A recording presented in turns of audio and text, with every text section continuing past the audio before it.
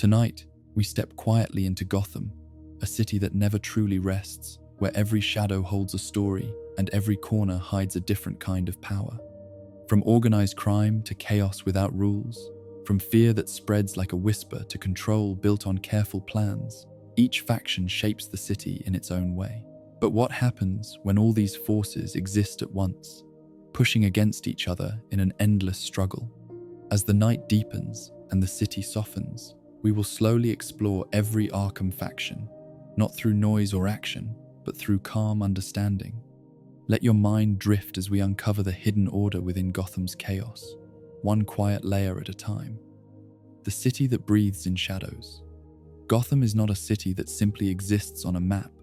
nor is it a place that can be understood through streets, buildings, or the quiet arrangement of districts that seem, at first glance, no different from any other city that hums beneath the weight of human life. Because Gotham does not merely stand still beneath the sky, but instead seems to breathe in a slow and restless rhythm, as though every alley, every flickering streetlight, and every shadow pressed between narrow buildings carries with it a memory that refuses to fade. And in that memory, there is something heavy, something that lingers long after footsteps have passed and voices have quieted, something that settles into the bones of the place and shapes the way it moves, the way it watches, and the way it waits. There is a feeling in Gotham that cannot be easily named, a quiet pressure that rests just beneath the surface of ordinary life, where people move through their days with practiced familiarity, where cars pass through intersections and lights change on schedule. Yet beneath it all, there is a subtle awareness that the city is always listening, always holding on to what has happened within it, and that nothing is ever truly lost here, because even the smallest moment, the faintest whisper of fear or anger or sorrow seems to sink into the streets themselves, becoming part of a larger, unseen story that continues to unfold whether anyone is paying attention or not. At night, this feeling becomes clearer, not because it suddenly appears, but because the noise of the day begins to fade, allowing the quieter truths of Gotham to rise to the surface, where the distant hum of traffic blends with the soft echo of footsteps on empty sidewalks, and the glow of streetlights stretches across wet pavement in long, uneven reflections that seem to shift as though the city itself is moving beneath them. And in these moments, there is a sense that Gotham is not simply a place where things happen, but a presence that observes, that remembers, and that slowly shapes the lives of those who move within it. It is in these quiet hours that the deeper nature of the city begins to reveal itself, not through sudden events or loud displays of chaos,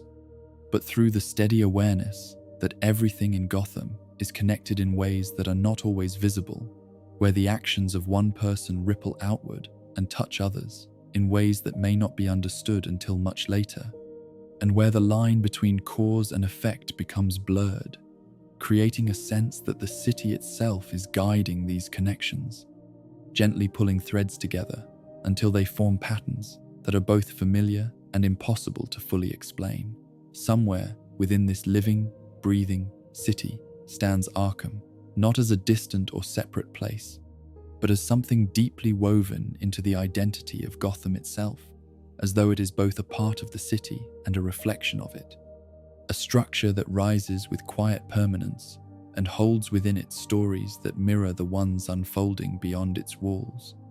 And yet Arkham is not simply a building or an institution, because it carries with it a presence that feels almost symbolic, as though it represents something deeper than the individuals it contains, something that speaks to the nature of the city as a whole. From the outside, Arkham appears still, its walls firm and unchanging, its windows dark or softly lit depending on the hour, and there is nothing in its appearance that immediately suggests the weight it carries. Yet there is a quiet understanding, one that does not need to be spoken aloud, that within those walls exist minds that have been shaped by Gotham in ways that are both profound and unsettling, and that the stories held inside Arkham are not separate from the city, but are instead extensions of it, reflections of the same forces that move through its streets and linger in its shadows. There is something almost cyclical about the relationship between Gotham and Arkham,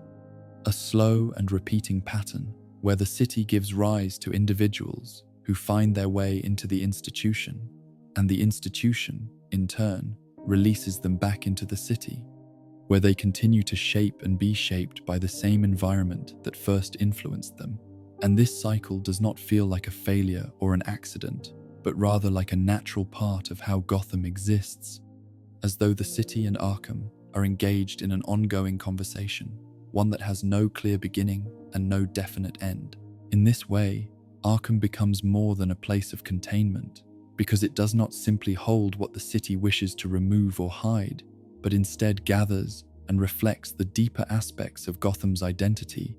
the parts that cannot be easily controlled or understood, the parts that resist simple explanation and instead linger in uncertainty. And it is this uncertainty that gives Arkham its quiet power, because it stands as a reminder that the forces shaping Gotham are not always visible and cannot always be contained within walls or defined by rules. As one begins to look more closely at Gotham, to move beyond the surface and into the spaces where shadows gather and silence stretches between distant sounds, it becomes clear that the city is not defined by any single group or individual, but rather by the many factions that rise and fall within it, each one shaped by its own beliefs, its own needs, and its own way of understanding the world. And these factions do not exist in isolation, but instead interact with one another in ways that are both direct and subtle, creating a shifting landscape of influence that is always changing, always adapting. These factions are not always obvious, because they do not always announce themselves with clear boundaries or visible signs, and yet they are present in the way certain areas of the city feel different from others, in the way people move or avoid certain streets, in the quiet knowledge that some places belong, in an unseen sense, to forces that operate just beneath the surface. And it is through these subtle differences that the structure of Gotham begins to take shape, revealing a complex network of influence that is as fluid as it is enduring. Some factions are built on power, on control, on the ability to shape the city through force or fear, while others are built on ideas, on beliefs that guide the actions of those who follow them. And still others exist in quieter ways, influencing the city not through direct action, but through the slow and steady presence of their influence. And together, these factions create a balance that is never stable, a constant movement where no single force can fully dominate for long, because Gotham itself seems to resist such permanence. There is something almost tidal about this movement, a rise and fall that echoes through the city over time, where one faction may grow stronger while another fades, only for the pattern to shift again, creating a sense that Gotham is always in motion, always changing, yet never truly leaving behind what it has been, because each new development carries with it traces of what came before, blending past and present into a single, ongoing story that continues to unfold in quiet and often unseen ways. And as one begins to understand this, to see Gotham not as a fixed place, but as a living system shaped by memory, influence, and the constant interaction of its many parts, there comes a realization that the city cannot be separated from the people and forces within it, because they are all part of the same whole, each one contributing to the rhythm of Gotham's existence, each one leaving behind traces that linger long after their presence has faded. In this understanding, there is a kind of stillness that emerges, not a stillness of silence or absence, but one of awareness, where the complexity of the city no longer feels overwhelming, but instead becomes something that can be observed, something that can be followed as it moves and shifts. And in this quiet observation, there is an invitation, a gentle encouragement to step further into the world of Gotham, to explore its layers, to follow its patterns, and to listen to the stories that unfold within it. Because Gotham does not reveal itself all at once, nor does it demand to be understood in a single moment, but instead offers itself slowly, in fragments and impressions, in the quiet spaces between action and consequence, where meaning begins to take shape not through force but through patience. And as you move deeper into this world, allowing its rhythms to guide you, you may begin to see how each faction rises like a tide in the dark,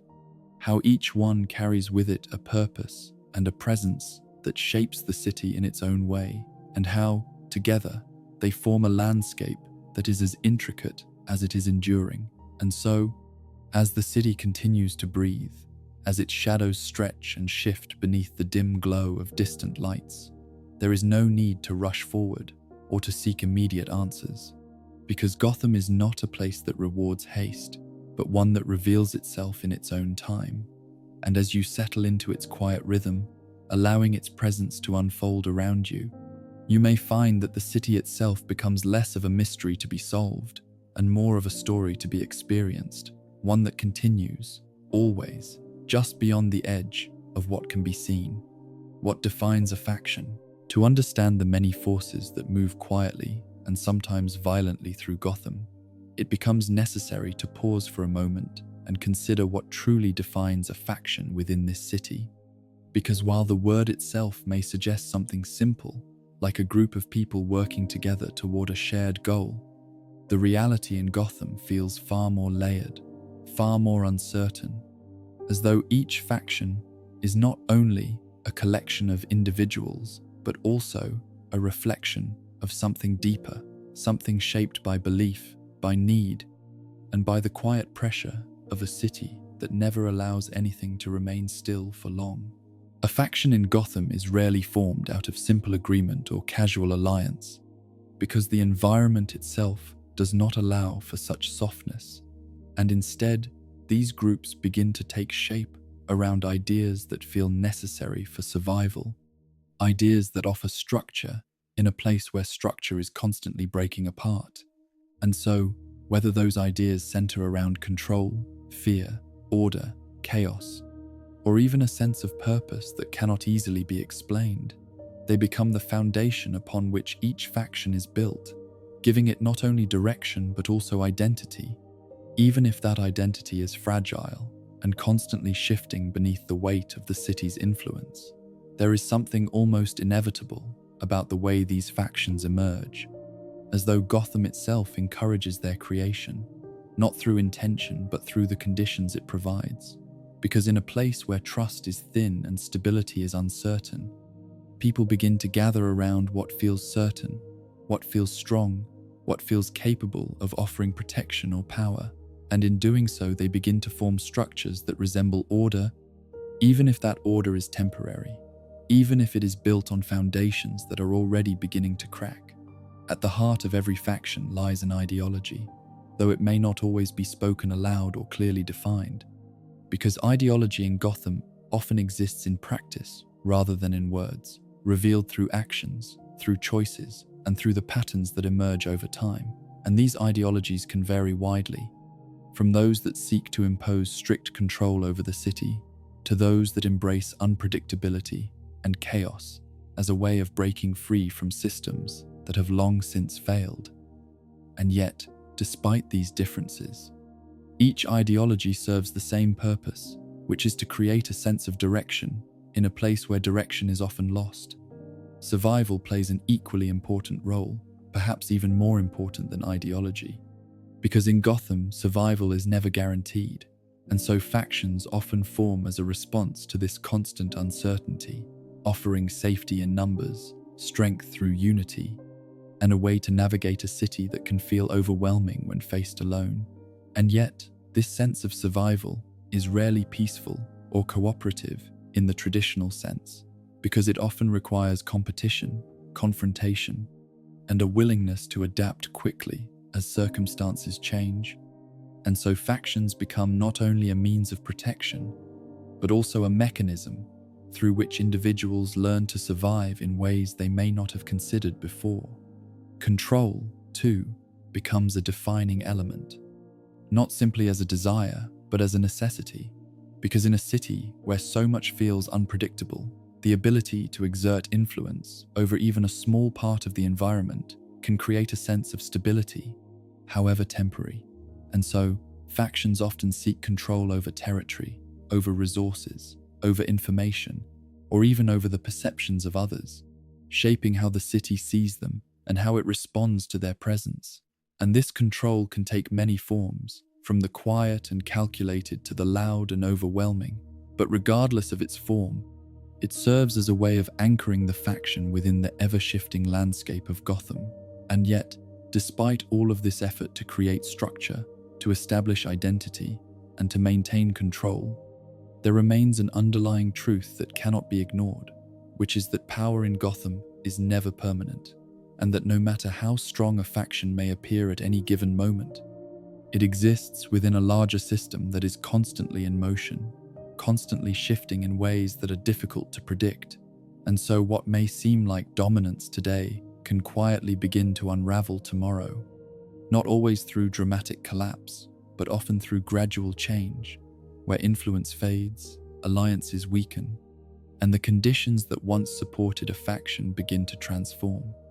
This absence of stability is not simply a flaw in the system, but rather a defining characteristic of Gotham itself, because the city does not allow for lasting balance, and instead seems to exist in a state of continuous adjustment, where forces rise and fall in response to one another, creating a dynamic that feels less like a structured hierarchy and more like a series of overlapping currents, each one influencing the others in ways that are both direct and subtle. And it is within this constant movement that factions must operate, adapting not only to external challenges, but also to the internal changes that occur as they grow, evolve, or begin to fracture. It is in these moments of change that the fragility of identity within a faction becomes most apparent, because while individuals may enter a faction with a sense of self, with beliefs and values that feel personal and distinct, the process of becoming part of a larger group often begins to reshape that identity in ways that are not always immediately noticeable, as roles are assigned, expectations are formed, and behaviors are influenced by the needs of the faction as a whole. And over time, this can lead to a quiet transformation, where the individual begins to align more closely with the group than with their own original sense of self. This does not always happen in a forceful or deliberate way, because in many cases, it unfolds gradually, through repetition, through shared experience, and through the subtle reinforcement of certain actions and beliefs. And as this process continues, the line between individual identity and group identity begins to blur, creating a situation where it becomes difficult to separate the two, and where the actions of the faction are carried out not by distinct individuals, but by a collective presence that feels unified, even if it is made up of many different parts. In Gotham, this blending of identity is often intensified by the nature of the city itself, because the constant pressure, the ongoing uncertainty, and the need to adapt quickly can make it easier and sometimes necessary for individuals to let go of certain aspects of themselves in order to fit within the structure of a faction. And while this can provide a sense of belonging or purpose, it can also lead to a kind of quiet loss, where personal identity becomes secondary to the role one plays within the group. These roles, once established, begin to define how individuals interact with the world around them, shaping their decisions, their relationships, and even their understanding of right and wrong. And in this way, the faction becomes not just a group, but a framework through which reality is interpreted, influencing how its members see the city,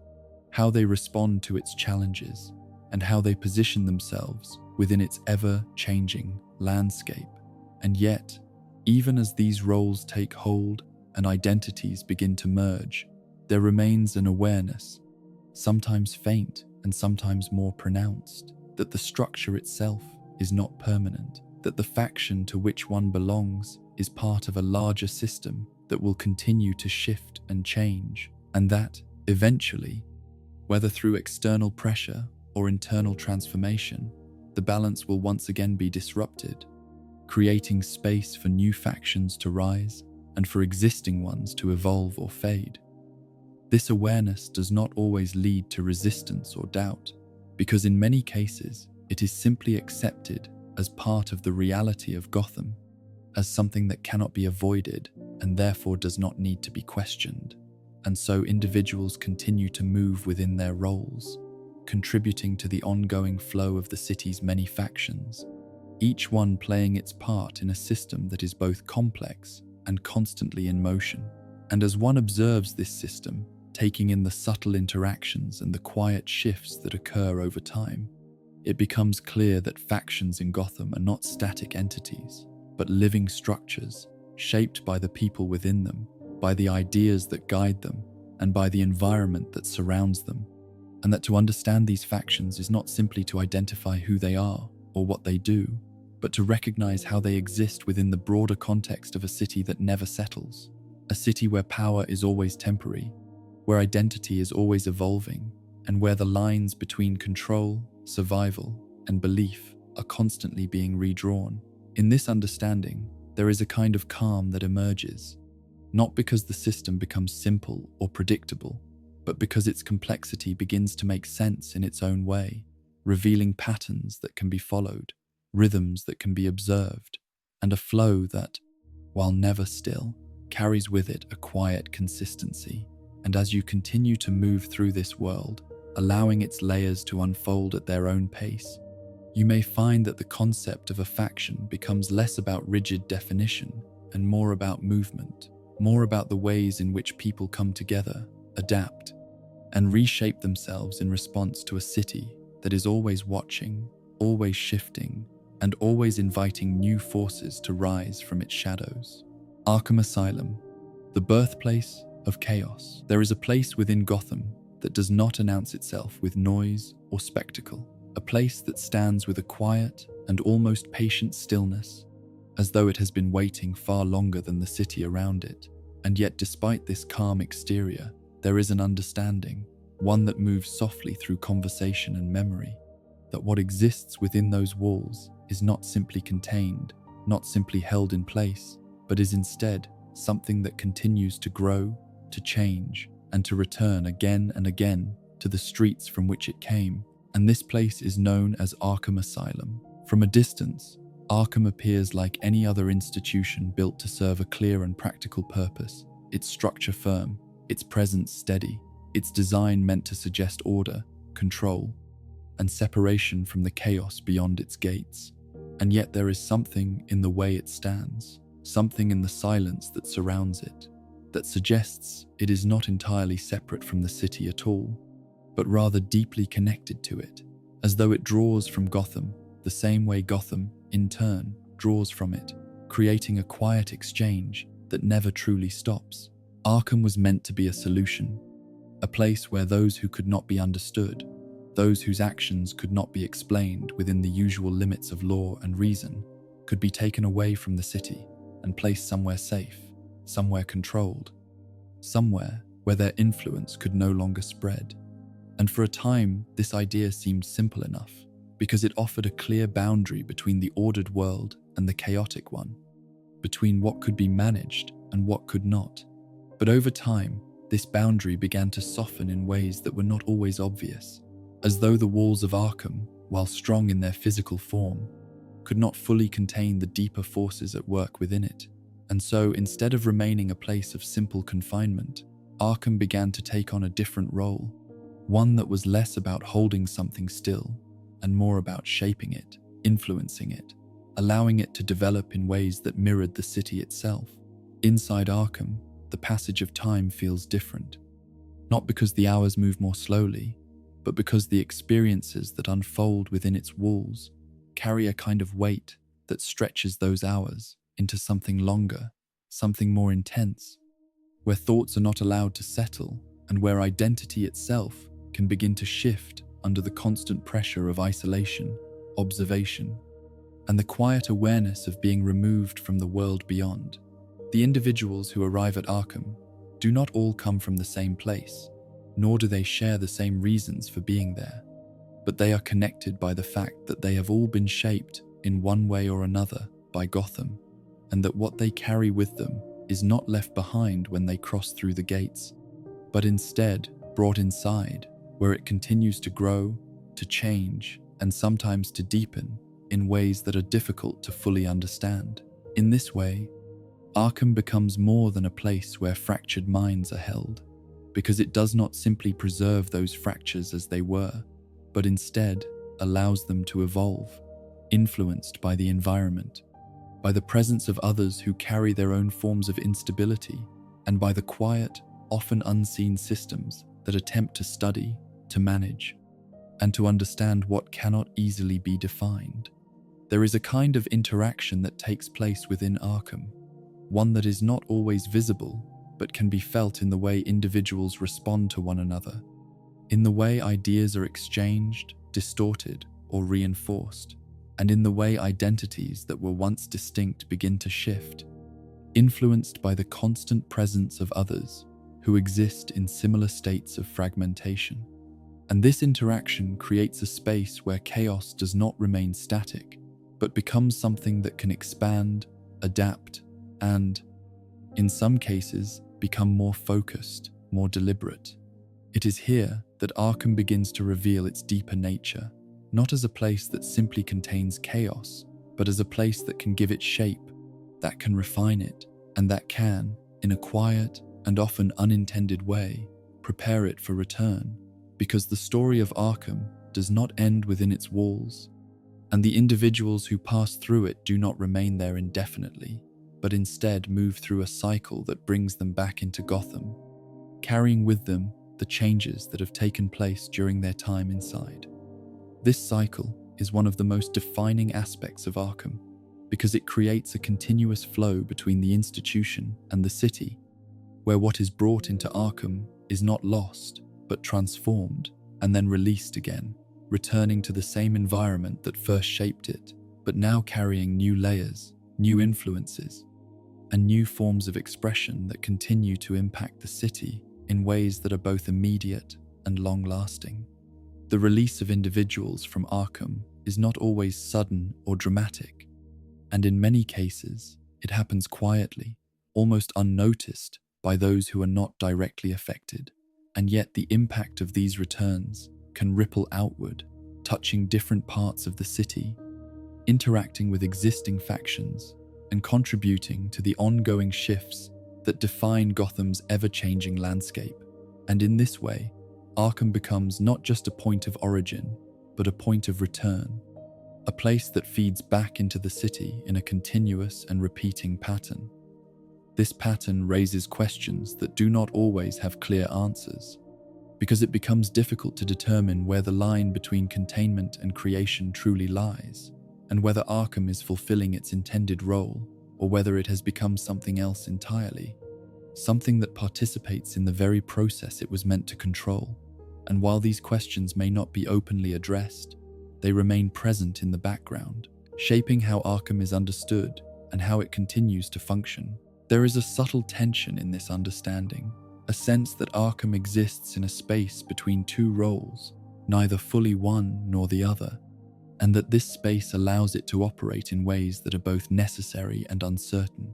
because while it does provide a form of separation, a way to remove certain elements from the city, it also contributes to the ongoing cycle of their return, creating a system that feels both controlled and uncontrolled at the same time.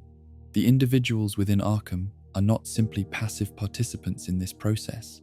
because they carry with them their own agency, their own ways of interpreting and responding to their environment. And so the changes that occur within them are not solely the result of the institution itself, but also of their interactions with it, with each other, and with the ideas that continue to shape their understanding of the world. And this combination creates outcomes that are often unpredictable,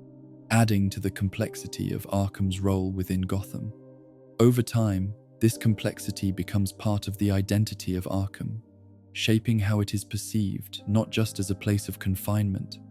but as a place of transformation, where the boundaries between holding and shaping, between stopping and continuing, become less clear, and where the idea of control begins to feel less absolute and more like a temporary state within a larger, ongoing process. For those who observe Gotham closely, who pay attention to the patterns that emerge and the cycles that repeat, Arkham begins to stand out, not as an isolated structure, but as a central part of the city's rhythm, a place that contributes to the rise and fall of its many factions, a place that gathers, reshapes, and releases forces that continue to move through the streets, influencing the balance of power in ways that are both subtle and profound. And yet, despite all of this, Arkham remains still on the outside, its walls unchanged, its presence steady, offering no clear indication of the processes unfolding within. And it is this contrast between its quiet exterior and its active interior that gives Arkham much of its lasting impact, because it suggests that what is most important is not always what can be seen, but what continues to move beneath the surface, shaping the world in ways that are not always immediately visible. As Gotham continues to breathe, as its shadows shift and its factions rise and fall, Arkham remains a constant, not because it resists change, but because it is part of the system that creates it. And in this way, it becomes something more than a place, something that cannot be easily defined or fully understood, but that continues to exist at the center of a cycle that has no clear beginning and no true end, quietly shaping the chaos it was meant to contain and sending it back into the city again and again, like a tide that never fully recedes. Blackgate Prison and the illusion of order. There is another place in Gotham that stands in contrast to Arkham, a place that does not carry the same unsettling mystery or the same quiet sense of unpredictability, and yet, despite its more rigid design and its clearer purpose, it holds within it a different kind of weight,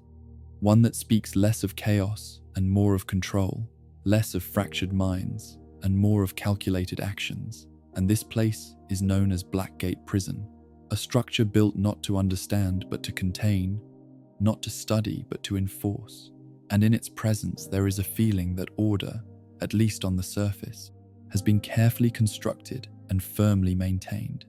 Blackgate rises with a kind of certainty that Arkham never quite achieves, its walls straight and imposing, its systems structured around routine, discipline,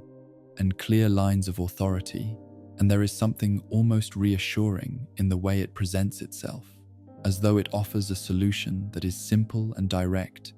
where those who break the law are taken from the streets and placed behind barriers that are designed to prevent their return, creating a sense that the chaos of Gotham can be reduced, if not eliminated, through the consistent application of force and structure. Inside Blackgate, everything moves according to a pattern, where time is divided into clear segments, where actions are guided by rules that are meant to be followed without question, and where the individuals held within its walls are expected to adapt to this structure, to fit themselves into a system that leaves little room for deviation. And in this environment, there is a strong emphasis on predictability, on the idea that behavior can be managed and controlled if the right conditions are applied. The individuals who are brought to Blackgate are often different from those who find their way into Arkham, not necessarily in terms of the harm they have caused, but in the nature of their actions and the way those actions are understood, because Blackgate is designed to hold those whose crimes can be defined, whose motives can be traced, and whose behavior can be categorized within the existing framework of law and consequence. And so, it becomes a place where crime is treated as something that can be measured, responded to, and contained through systems that are meant to be stable and consistent. There is a clarity in this approach that sets Blackgate apart, a sense that the problems it addresses are known, that the solutions it applies are proven, and that the outcomes it seeks are achievable. And for a time, this clarity seems to hold, creating an environment where order appears to be maintained, where the lines between right and wrong are clearly drawn, and where the structure itself feels strong enough to support the weight placed upon it. But beneath this surface of order, there begins to emerge a quieter reality,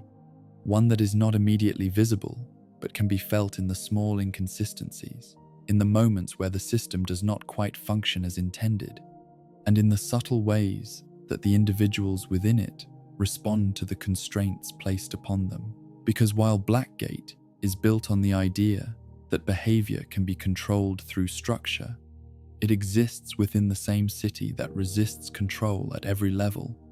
and this resistance begins to find its way into the system itself. The contrast between Blackgate and Arkham becomes clearer when one considers not just their design, but their underlying purpose. Because while Arkham seeks, in some way, to understand the individuals within it, to explore the nature of their actions and the reasons behind them, Blackgate does not concern itself with such questions, and instead focuses on maintaining order through enforcement, creating a separation between those who follow the law and those who do not, and relying on that separation to preserve stability. This difference creates a distinct divide between the types of individuals held in each place, where Arkham becomes associated with those whose actions are shaped by deeper psychological forces, by beliefs or perceptions that do not align with the usual understanding of reality, while Blackgate becomes the domain of those whose actions, while harmful, remain grounded in more familiar motivations, such as greed, power, or survival. And this division reinforces the idea that there are different kinds of threats within Gotham, each requiring its own approach. Yet even this division begins to blur over time, as the lines between these categories become less clear, and as individuals who might once have been seen as fitting neatly into one system begin to display traits that challenge those definitions, creating a sense that the distinction between traditional criminals and those driven by more complex psychological factors is not as stable as it first appears, and that both systems, in their own ways, are attempting to contain forces that cannot be fully separated or easily understood. Within Blackgate, this blurring is not always acknowledged because the system relies on clear definitions in order to function, and so there is a tendency to maintain the structure as it is, to continue applying the same methods even as the nature of the individuals within it begins to shift, and it is in this persistence that the quiet strain of the system begins to show, as it attempts to hold on to a version of order that may no longer fully reflect the reality it is meant to manage. There is a certain tension in this effort, a sense that the system is working against forces that it cannot fully account for. And while it may succeed in maintaining control on the surface, there are underlying currents that continue to move, shaping behavior in ways that are not always predictable and creating situations where the structure itself begins to feel less certain, less capable of containing what it was designed to hold. This is not a failure that announces itself loudly or dramatically, but rather one that unfolds gradually through small shifts and subtle changes, where the effectiveness of the system begins to weaken, not because it is entirely broken, but because it is being asked to manage something more complex than it was built to handle. And this complexity reflects the broader nature of Gotham, where simple solutions rarely remain effective for long. The idea of containment, which lies at the heart of Blackgate's purpose, begins to feel less absolute in this context, because while individuals can be physically separated from the city, the influences that shape them do not remain behind, and the conditions that led to their actions continue to exist beyond the prison walls, creating a situation where containment becomes temporary, a pause rather than a resolution, and where the potential for return remains ever present. This realization introduces a quiet sense of uncertainty, one that challenges the notion that order can be maintained indefinitely through structure alone, and suggests that the systems in place, while necessary, may not be sufficient to address the deeper forces at work, and that what is being contained is not just individuals, but symptoms of a larger, ongoing process that continues to evolve. In this way, Blackgate becomes a reflection of Gotham's attempt to impose control, to create boundaries, and to define clear solutions to complex problems. And while it succeeds in many ways, providing a form of stability and a sense of order that is essential for the functioning of the city, it also reveals the limitations of such systems, showing that control, while powerful, is not absolute, and that the forces it seeks to manage are not static. The individuals within Blackgate, like those in Arkham, are part of this larger system, and their presence within the prison does not remove them from the influence of the city, but instead places them within another environment where different rules apply, where different pressures exist, and where their actions continue to be shaped by the conditions around them. And this continuity reinforces the idea that there is no true separation, only different forms of interaction within the same ongoing process. As one observes Blackgate within the broader context of Gotham, it becomes clear that it is both a necessary structure and an imperfect one, a place that provides order while also revealing the challenges of maintaining it, and that its existence is part of a larger effort to manage a city that does not easily conform to simple solutions. A city where the illusion of order can be created, maintained for a time, and yet always remains subject to the deeper currents that move beneath the surface. And so Blackgate stands, steady and structured, offering a sense of control that is both real and limited, a place where the boundaries between order and disorder are drawn clearly, even as those boundaries are quietly tested by the very forces they seek to contain. And in this balance between strength and limitation, between control and uncertainty,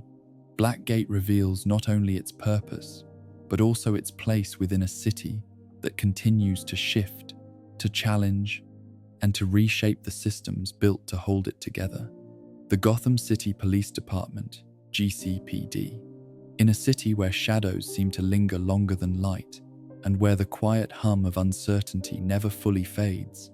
there exists a force that stands not above Gotham but within it, moving through its streets, responding to its calls, and trying, in ways both visible and unseen,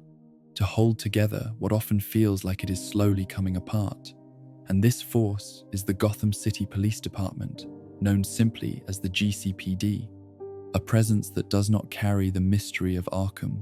or the rigid certainty of Blackgate, but instead exists in a constant state of effort, of strain, and of quiet endurance. The GCPD is not a distant authority that watches from afar,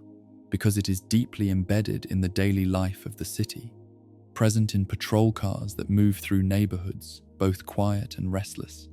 in precinct buildings that stand as small centers of order, surrounded by shifting uncertainty, and in the individuals who wear the uniform not as a symbol of power, but as a sign of responsibility,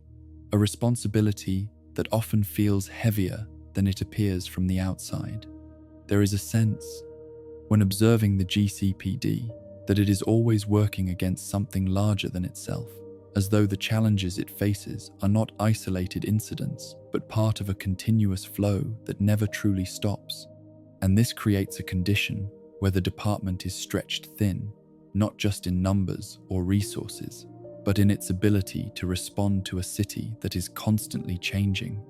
constantly presenting new situations that do not always fit within established procedures or expectations. This strain is not always dramatic or visible in obvious ways, because much of it exists in the quiet moments, in the long hours spent responding to calls that blend together over time, in the decisions that must be made quickly and often without full information, and in the awareness that no matter how much effort is put forth, there will always be more to address, more to manage, and more to understand, creating a sense that the work of the GCPD is never truly complete. Within this ongoing effort, there exists a balance that is difficult to maintain, a balance between holding on to the fragments of order that remain and confronting the forces that threaten to disrupt them. And this balance requires not only action but also restraint, not only strength but also patience, because the role of the GCPD is not simply to react, but to maintain a presence that can stabilize the city, even when stability feels temporary and uncertain.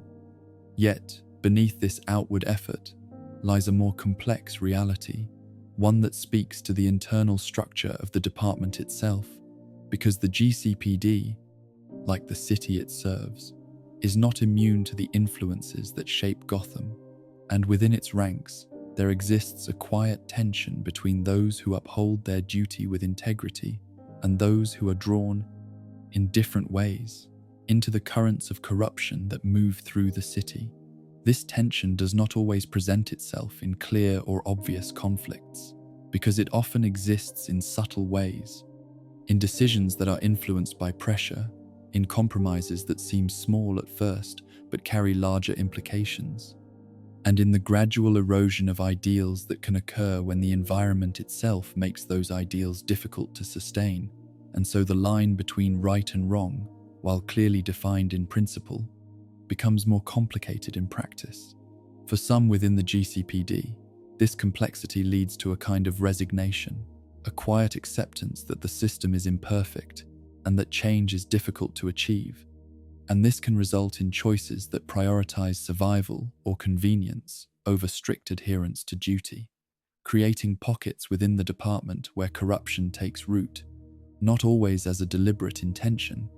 but as a response to the pressures of a city that does not easily reward integrity. And yet, even within this environment, there remain individuals who continue to hold on to a different approach, who resist the pull of corruption and choose, again and again, to act with a sense of purpose that goes beyond personal gain or immediate outcome. And these individuals become the quiet foundation of the GCPD, not because they hold the most power, but because they provide a form of stability that is not easily shaken. These figures of resilience do not always stand out in obvious ways,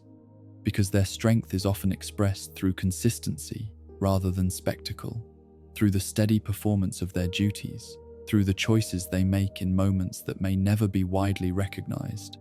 and through their ability to continue moving forward, even when the odds against them feel overwhelming. There is something deeply human in this resilience, something that reflects not just the role of law enforcement, but the broader experience of living within Gotham, where maintaining one's sense of purpose can feel like an ongoing challenge, and where the decision to continue, to keep working toward a sense of order, even when it seems fragile, becomes an act of quiet determination. Figures like these serve as a reminder that the GCPD is not defined solely by its struggles or its imperfections, but also by its capacity to endure, to adapt, and to find ways to function within a system that is constantly being tested. And while they may not always succeed in achieving lasting change, their presence creates moments of balance, moments where the forces of disorder are met with resistance that is steady, if not always victorious. The relationship between the GCPD and the city is one that is both direct and complex, because the department does not operate in isolation, but instead interacts with the many factions that move through Gotham, responding to their actions, attempting to contain their influence,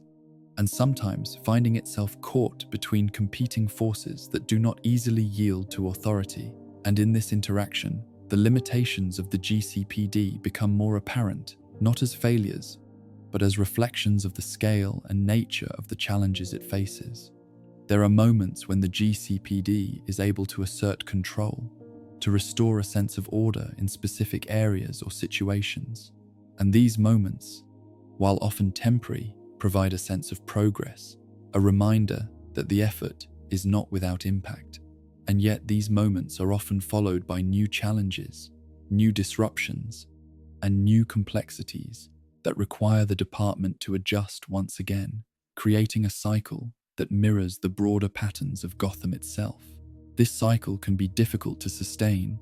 because it demands continuous effort without the assurance of lasting resolution. And yet, it is within this cycle that the true role of the GCPD begins to take shape, not as a force that eliminates disorder entirely,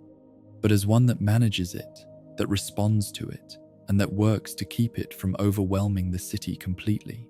In this understanding, the GCPD becomes less about achieving a final state of order and more about maintaining a balance, however fragile, between opposing forces. And this balance is not static, but constantly shifting, requiring ongoing attention, adaptation, and a willingness to confront the same challenges in new forms, again and again. The individuals within the department, each with their own experiences, perspectives, and choices, contribute to this process in different ways. And while the system itself may be imperfect, it is shaped by the actions of those within it, creating a dynamic where the outcome is influenced not only by external factors, but by the internal decisions that guide how those factors are addressed. As one looks more closely at the GCPD, observing its structure, its challenges, and its quiet moments of resilience, it becomes clear that it represents something essential within Gotham, not because it stands apart from the city, but because it reflects many of the same qualities, the same struggles between order and chaos, the same tension between ideal and reality, and the same ongoing effort to find stability within a constantly changing environment. And so, the GCPD continues, moving through the streets, responding to calls, making decisions in moments that may never be fully understood from the outside, and holding onto the fragments of order that remain, not with the expectation of complete control, but with the understanding that even small acts of balance can shape the city in meaningful ways. In this quiet persistence, in this steady effort that unfolds day after day, there is a kind of strength that does not demand attention, but earns it over time. A strength that speaks not of certainty, but of commitment. And as Gotham continues to breathe, to shift,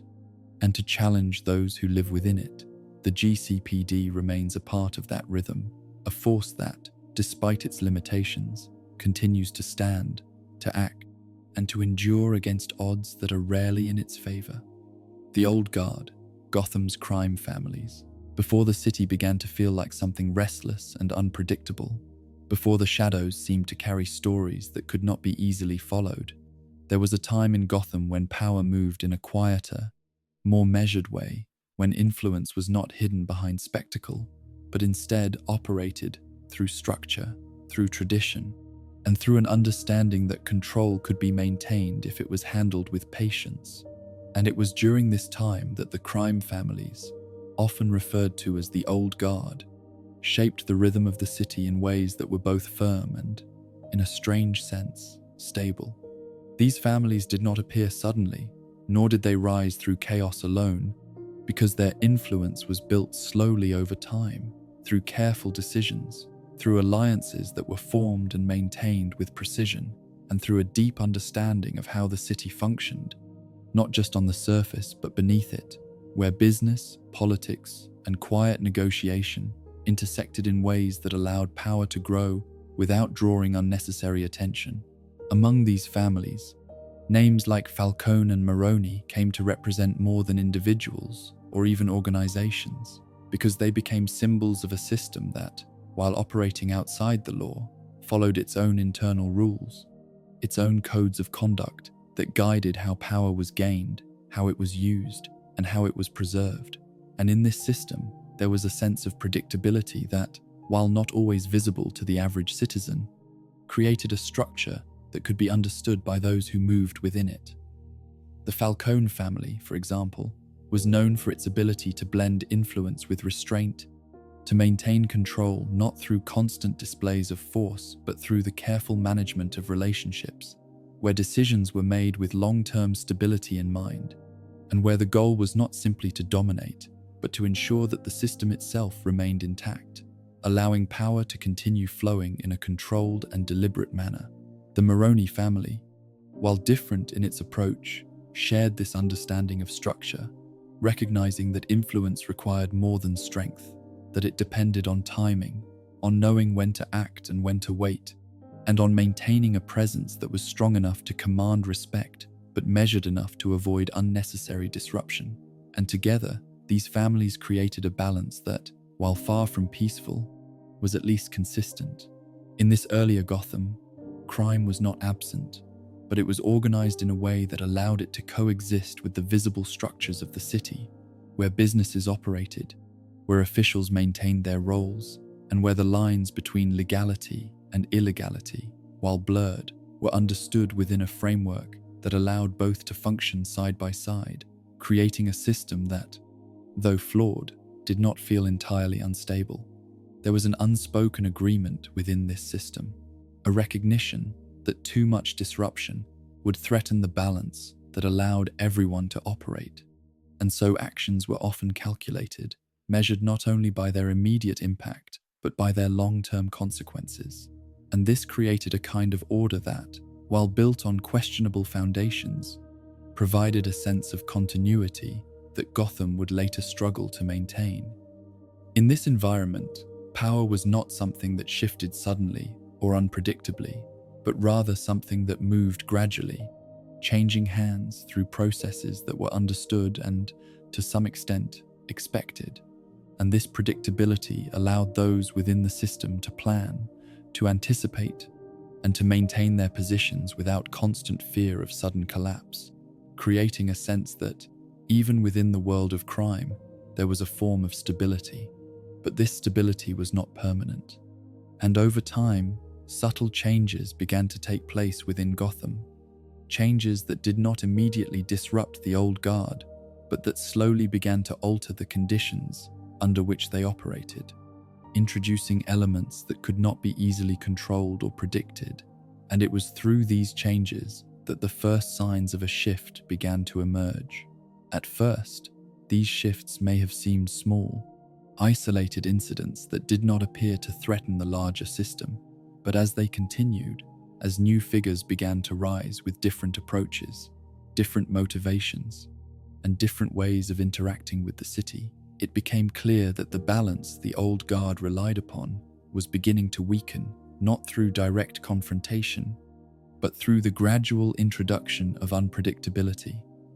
This unpredictability did not follow the established rules, did not respect the boundaries that had been carefully maintained, and did not operate with the same focus on long-term stability. And as a result, the system that had once allowed the crime families to thrive began to feel less secure, less capable of containing the new forces that were emerging within Gotham. The old guard, with its emphasis on control and order, found itself facing a kind of challenge that it was not fully prepared to address, because the strategies that had worked in the past, the careful negotiations, the measured displays of power, and the reliance on predictable outcomes were less effective in an environment where unpredictability was becoming more common, where actions were driven not by calculation, but by impulses that did not align with the established structure. This shift did not result in an immediate collapse, because the crime families were still powerful, still influential, and still capable of maintaining control in many areas of the city. But there was a gradual erosion of their dominance, a slow fading of the certainty that had once defined their position. And this erosion created space for new forces to grow, to expand, and to reshape the landscape of Gotham in ways that could not be easily reversed. As the influence of the old guard began to wane, the city itself started to feel different, less predictable, less structured, and more open to sudden changes that could alter the balance of power without warning. And in this new environment, the careful systems that had once governed crime began to lose their effectiveness, replaced by a more fluid and often more chaotic set of interactions. For those who had lived and operated within the old system, this change brought with it a sense of uncertainty, a recognition that the rules they had relied upon were no longer as reliable as they once were, and that the methods they had used to maintain control were no longer sufficient to navigate the new reality. And this recognition marked a turning point, a moment where the past and the present began to diverge in ways that would continue to shape Gotham for years to come. The legacy of the Falcone and Maroni families did not disappear entirely, because their influence remained embedded in the city, in the structures they had helped to build, and in the memories of a time when power felt more contained, more manageable, and more predictable. But this legacy became something different, something that existed alongside the new forces rather than above them, a reminder of what once was rather than a defining presence in what had become. And so the old guard, once the steady foundation of Gotham's underworld, began to fade into the background, not vanishing completely, but losing the central role it had once held, as the city moved into a new phase where chaos began to rise, where unpredictability became more common, and where the idea of control, once so carefully maintained, became something far more difficult to achieve. In this transition, there is a quiet sense of loss, not because the old system was ideal, but because it represented a form of order that, in its own way, kept the city from fully descending into the kind of instability that would later define it. And as that order gave way to something less structured, less predictable, and more difficult to contain, Gotham itself began to change, becoming a place where power was no longer something that could be easily understood or controlled, but something that shifted constantly, shaped by forces that did not follow the same rules. And as the city continues to evolve, as new factions rise and old ones adapt or disappear, the memory of the old guard remains, not as a solution to the present, but as a reflection of a different time. A time when the shadows of Gotham moved in quieter patterns, and when the balance of power, though imperfect, felt like something that could be held, if only for a while, before the tide began to turn. The collapse of tradition. There comes a point in Gotham's long and uneasy history where the quiet patterns that once guided the city begin to break apart, not all at once, and not in a way that can be easily marked by a single event, but through a slow and undeniable shift that changes how power is understood, how fear is expressed, and how control is maintained. And it is within this shift that the traditions once upheld by the old guard begin to lose their hold, giving way to something far less predictable and far more difficult to contain. In the earlier days, when crime families operated with a sense of structure and measured intent, there existed an understanding that power could be negotiated, that influence could be shared or contested through quiet deals and carefully chosen actions, and that while conflict was inevitable, it could often be managed in ways that avoided unnecessary disruption, creating a system that, while flawed, followed its own internal logic and maintained a kind of balance. But as time moved forward, new figures began to emerge within Gotham, individuals who did not adhere to these established patterns, who did not seek to operate within the same structures, and who did not view power as something to be maintained through stability or long-term planning. And instead, these figures approached the city in a different way, one that was more immediate, more expressive, and far less concerned with preserving the systems that had come before. These individuals often appeared in ways that could not be easily ignored, their presence marked not by subtle influence but by striking and sometimes unsettling displays that drew attention rather than avoided it. And in doing so, they introduced a new dynamic into Gotham, one where visibility became a form of power, where actions were not just meant to achieve an outcome, but to send a message, to create an impression, and to leave a lasting mark on the city's collective awareness. The rise of these costumed figures, as they would come to be known, signaled a turning point, because they did not simply participate in the existing system, but actively disrupted it, challenging the assumptions that had allowed the old guard to maintain control, and replacing those assumptions with something far less stable, where predictability gave way to uncertainty, and where the familiar rules no longer applied in the same way. For the crime families, this shift created a kind of tension that was difficult to resolve, because the methods they had relied upon, the negotiations, the alliances, and the measured use of force, were not easily applied to opponents who did not respond to those methods, who did not seek compromise, and who often acted in ways that seemed disconnected from the goals that had once defined the structure of Gotham's underworld. Negotiation, which had once been a cornerstone of maintaining balance, began to lose its effectiveness because it required a shared understanding of value and consequence. And with the rise of individuals who did not operate within that understanding, who were driven by motives that were not always clear or consistent, the process of negotiation became less reliable, less capable of producing the outcomes it once had. In place of negotiation,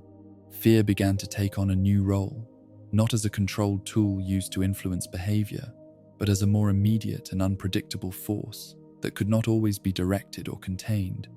And this shift in the nature of fear changed how power was expressed,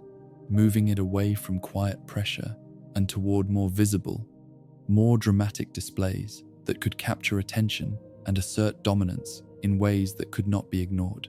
This transformation also marked the beginning of a new kind of spectacle within Gotham, where actions were no longer carried out solely for their practical effect, but also for their impact on perception,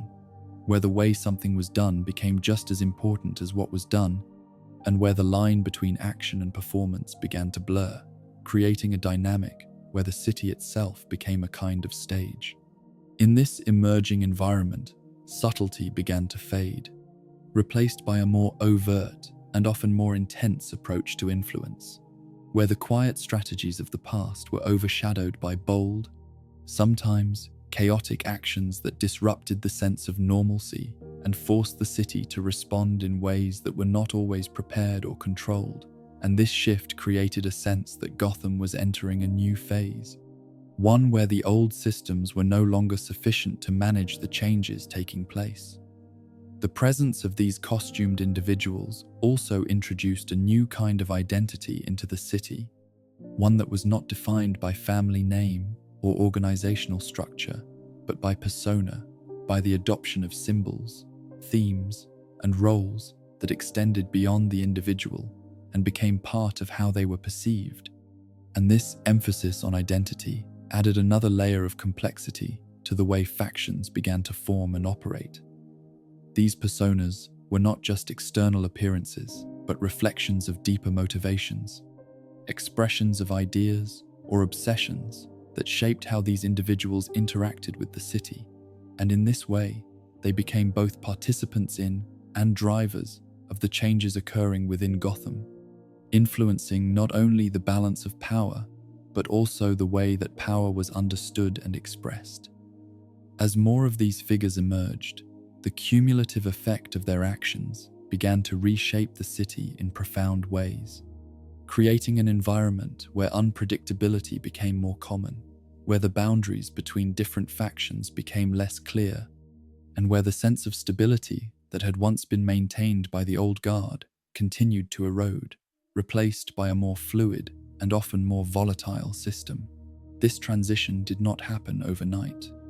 and there were moments where the old systems attempted to reassert themselves, to adapt to the new conditions and maintain some level of control. But these efforts were often met with challenges that could not be easily resolved, because the nature of the conflict had changed, and the strategies that had once been effective were no longer sufficient in the face of a city that was becoming increasingly unpredictable. The shift from organized crime to what could be described as theatrical madness was not simply a change in style, but a deeper transformation in how Gotham functioned, where the focus moved away from maintaining a stable system and toward navigating a constantly changing landscape, where actions were driven by a wide range of motivations that did not always align with traditional goals of power or control. This new form of madness was not without its own structure, but that structure was less visible, less defined by clear hierarchies, and more by the interactions between individuals and groups that operated according to their own internal logic, creating a network of influence that was both complex and difficult to predict. And that required a different kind of understanding to navigate. For those within the city, this shift brought with it a sense of uncertainty that was difficult to ignore, because the patterns that had once provided a degree of predictability were no longer as reliable, and the actions of these new figures could have wide-reaching effects that were not always immediately clear, creating a situation where the future of Gotham felt less certain and more open to sudden change. And yet, even within this uncertainty, there remained a sense of continuity, because while the form of power had changed, the underlying struggle between order and chaos, between control and unpredictability, continued to shape the city in ways that were both familiar and new. And it is within this ongoing struggle that Gotham's identity continued to evolve. As the collapse of tradition gave way to this new era, the city itself seemed to adjust, to absorb the changes and incorporate them into its ongoing rhythm, creating a landscape where the old and the new existed side by side, where the remnants of past systems could still be found, even as new forces rose to prominence, and where the balance of power continued to shift in response to the actions of those who moved within it. In this evolving Gotham, there is no clear return to what once was. No simple restoration of the old order, because the changes that have taken place have altered the foundation upon which that order was built, and instead the city moves forward,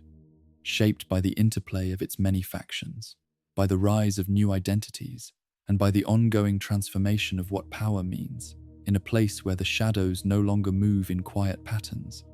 but in ways that are bold, unpredictable, and impossible to fully contain. The Joker's dominion of chaos.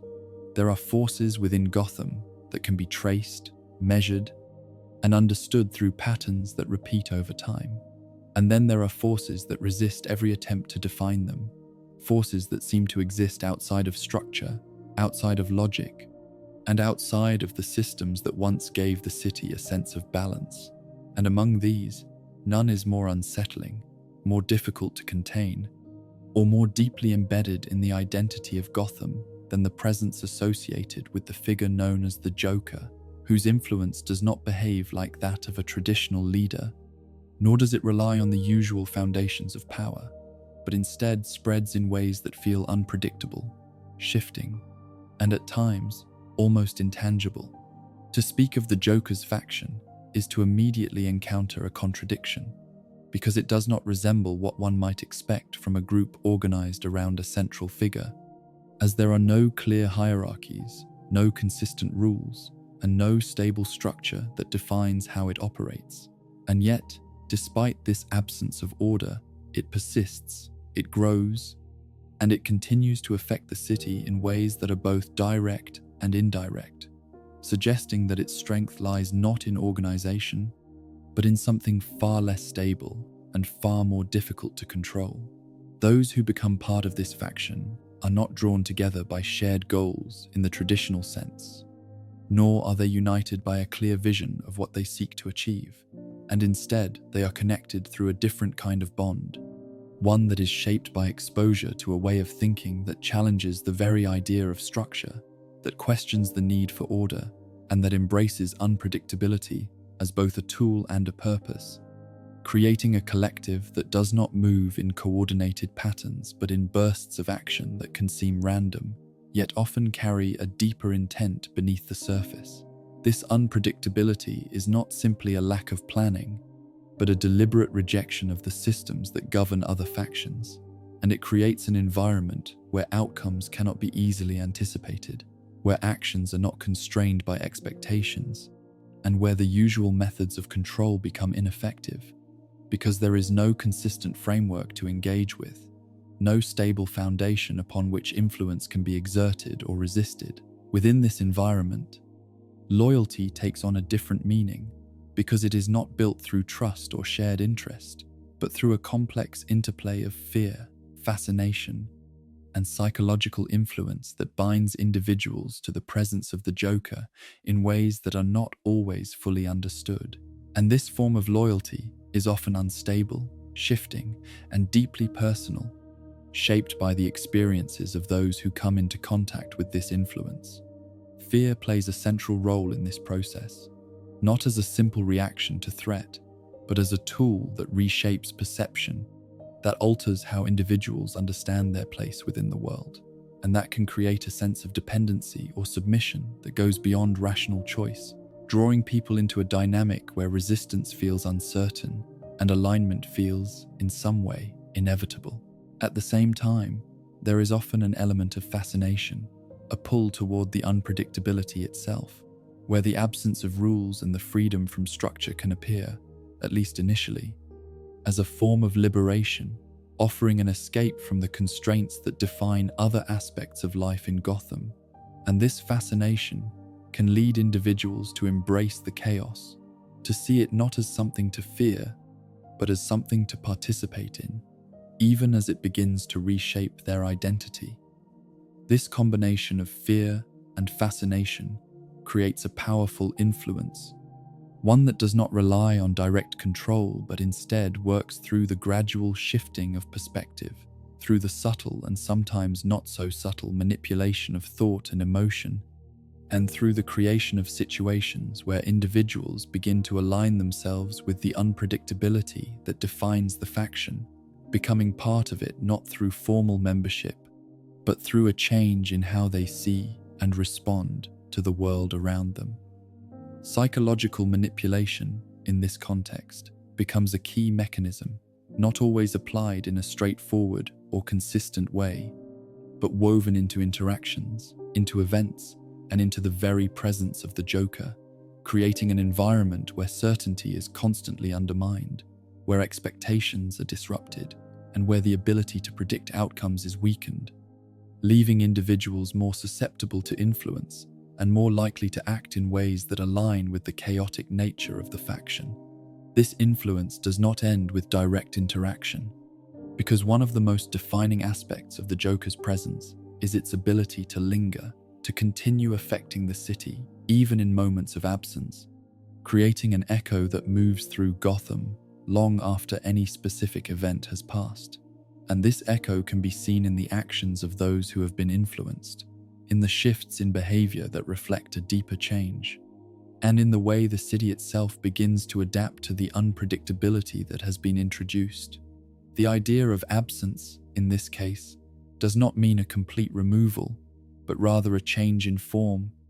where the influence becomes less visible but no less present, existing in the background, shaping events indirectly, and contributing to the ongoing transformation of Gotham's landscape,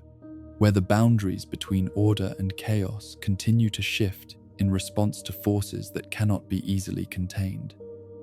This lingering presence creates a sense that the Joker's faction is not tied to a single moment or a single location, but is instead part of a broader pattern, one that can re-emerge in different ways, in different places, and through different individuals, maintaining its impact even when the central figure is not directly involved. And this continuity adds to the difficulty of addressing or understanding the faction as a whole. For other factions within Gotham,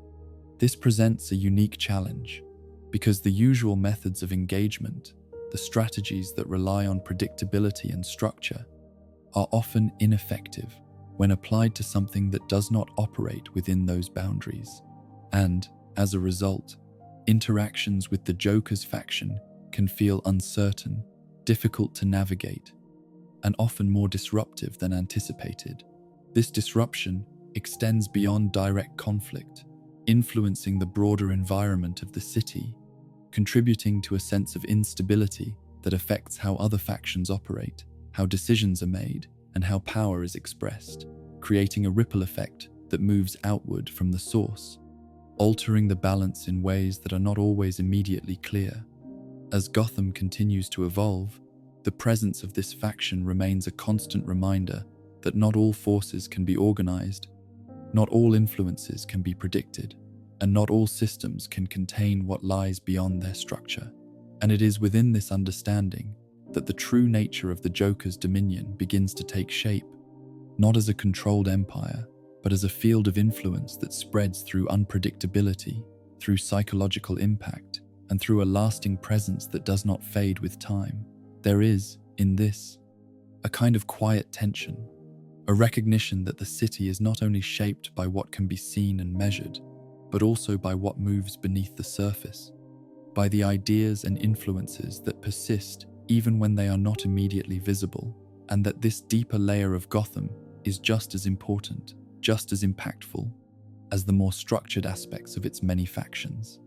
And so, as the city continues to breathe, as its streets shift and its shadows stretch into the night, the presence associated with the Joker remains,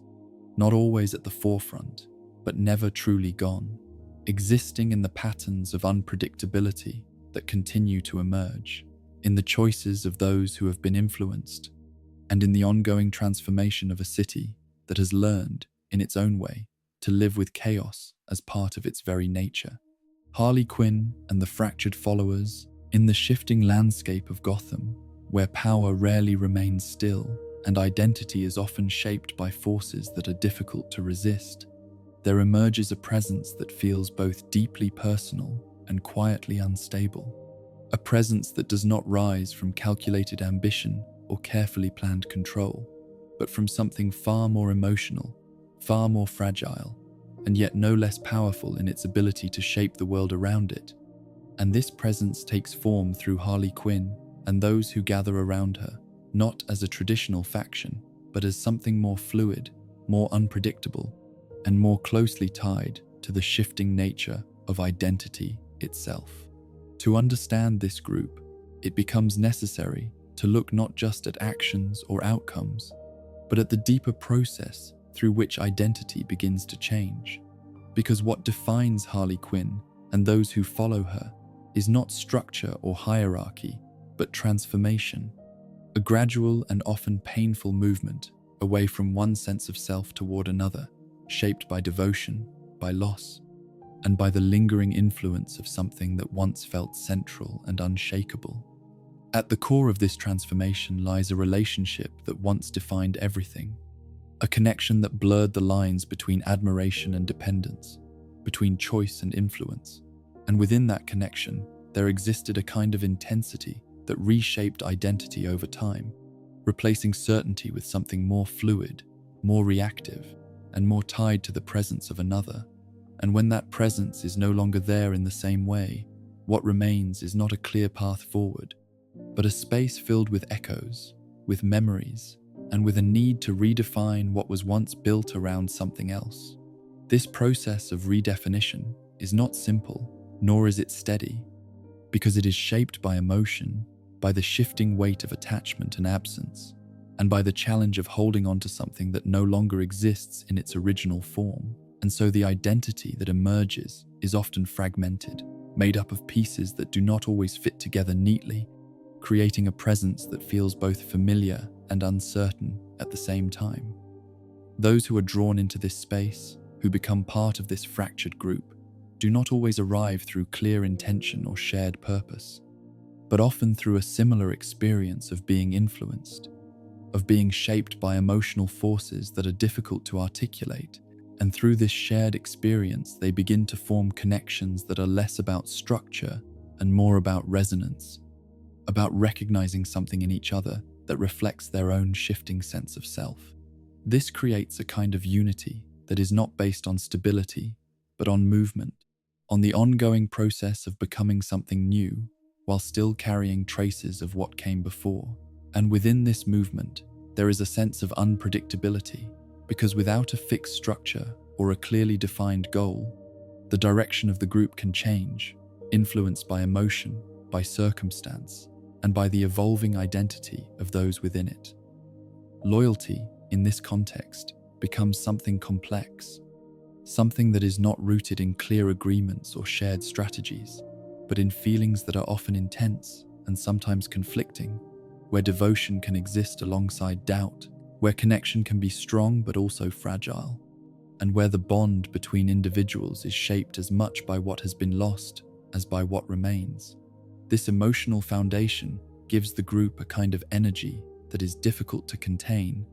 because it does not follow predictable patterns, and instead moves in response to shifting internal states, creating actions that can feel spontaneous, sometimes inconsistent, and often driven by impulses that reflect the underlying instability of the identity that defines the group. There is, within this, a sense of searching, a quiet attempt to find something that can replace what was lost, or at least to create a version of it that can continue to exist in some form. And this attempt often takes shape in the effort to carry forward a legacy, to maintain the presence of something that once defined the group, even if that presence is no longer directly guiding it. But this effort is not without its challenges, because a legacy built on a single, powerful influence is difficult to sustain when that influence is no longer active in the same way. And so what emerges is often a version of that legacy that is incomplete, shaped by interpretation, by memory, and by the individual perspectives of those who seek to continue it, creating a collective identity that is both connected to its origin and distinct from it. This distinction can create tension, both within the group and in how it interacts with the wider world, because the expectations associated with the original presence may not align with the reality of what the group has become, leading to moments where the difference between past and present becomes more visible, and where the limitations of trying to recreate something that was never entirely stable to begin with become more apparent. In Gotham, where other factions operate with clearer structures and more defined goals,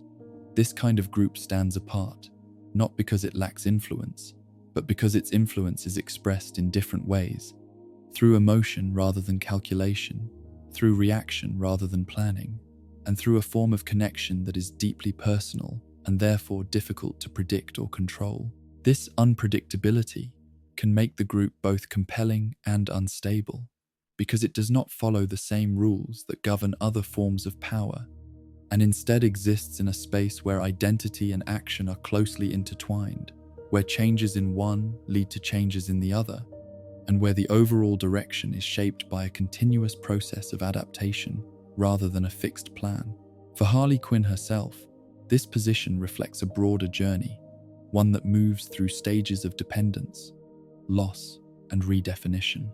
creating a presence that is constantly evolving, and that carries with it both the influence of the past and the possibility of something new, even if that new identity is not fully formed or clearly understood.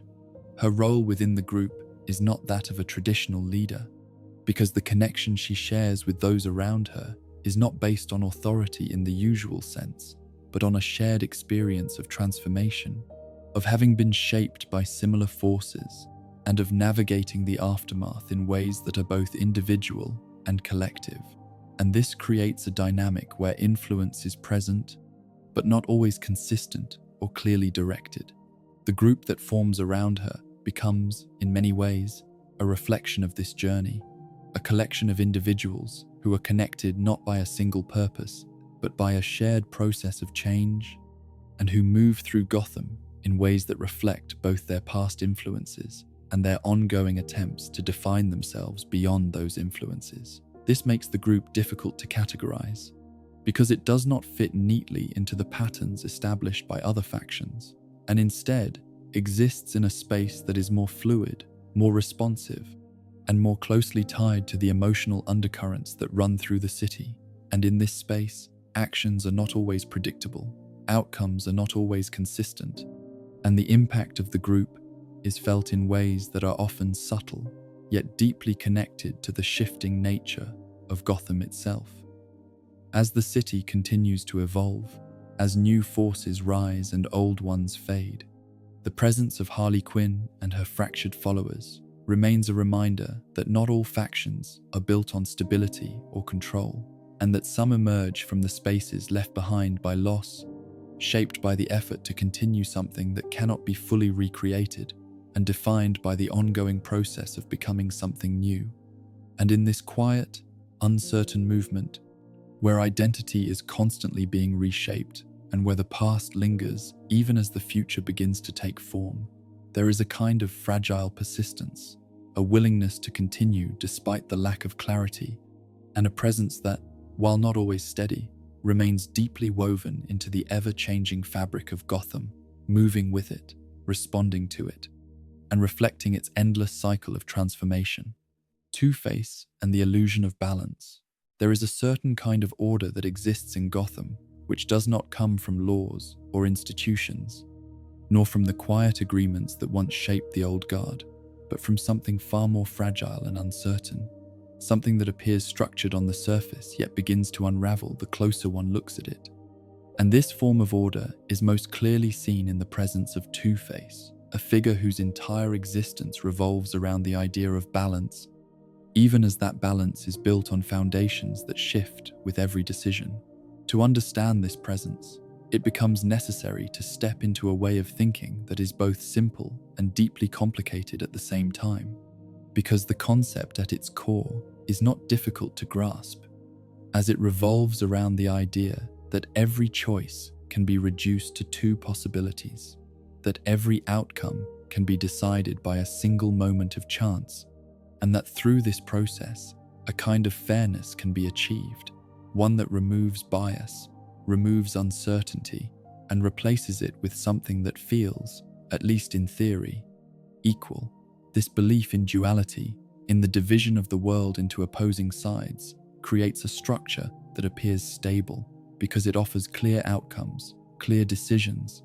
and a method that can be applied consistently. And in this sense, It presents itself as a solution to the unpredictability of Gotham, a way to impose order on a city that resists it by reducing complexity into something that can be managed through a simple act. But beneath this surface lies a deeper tension, because while the method may appear fair, the process itself is rooted in randomness.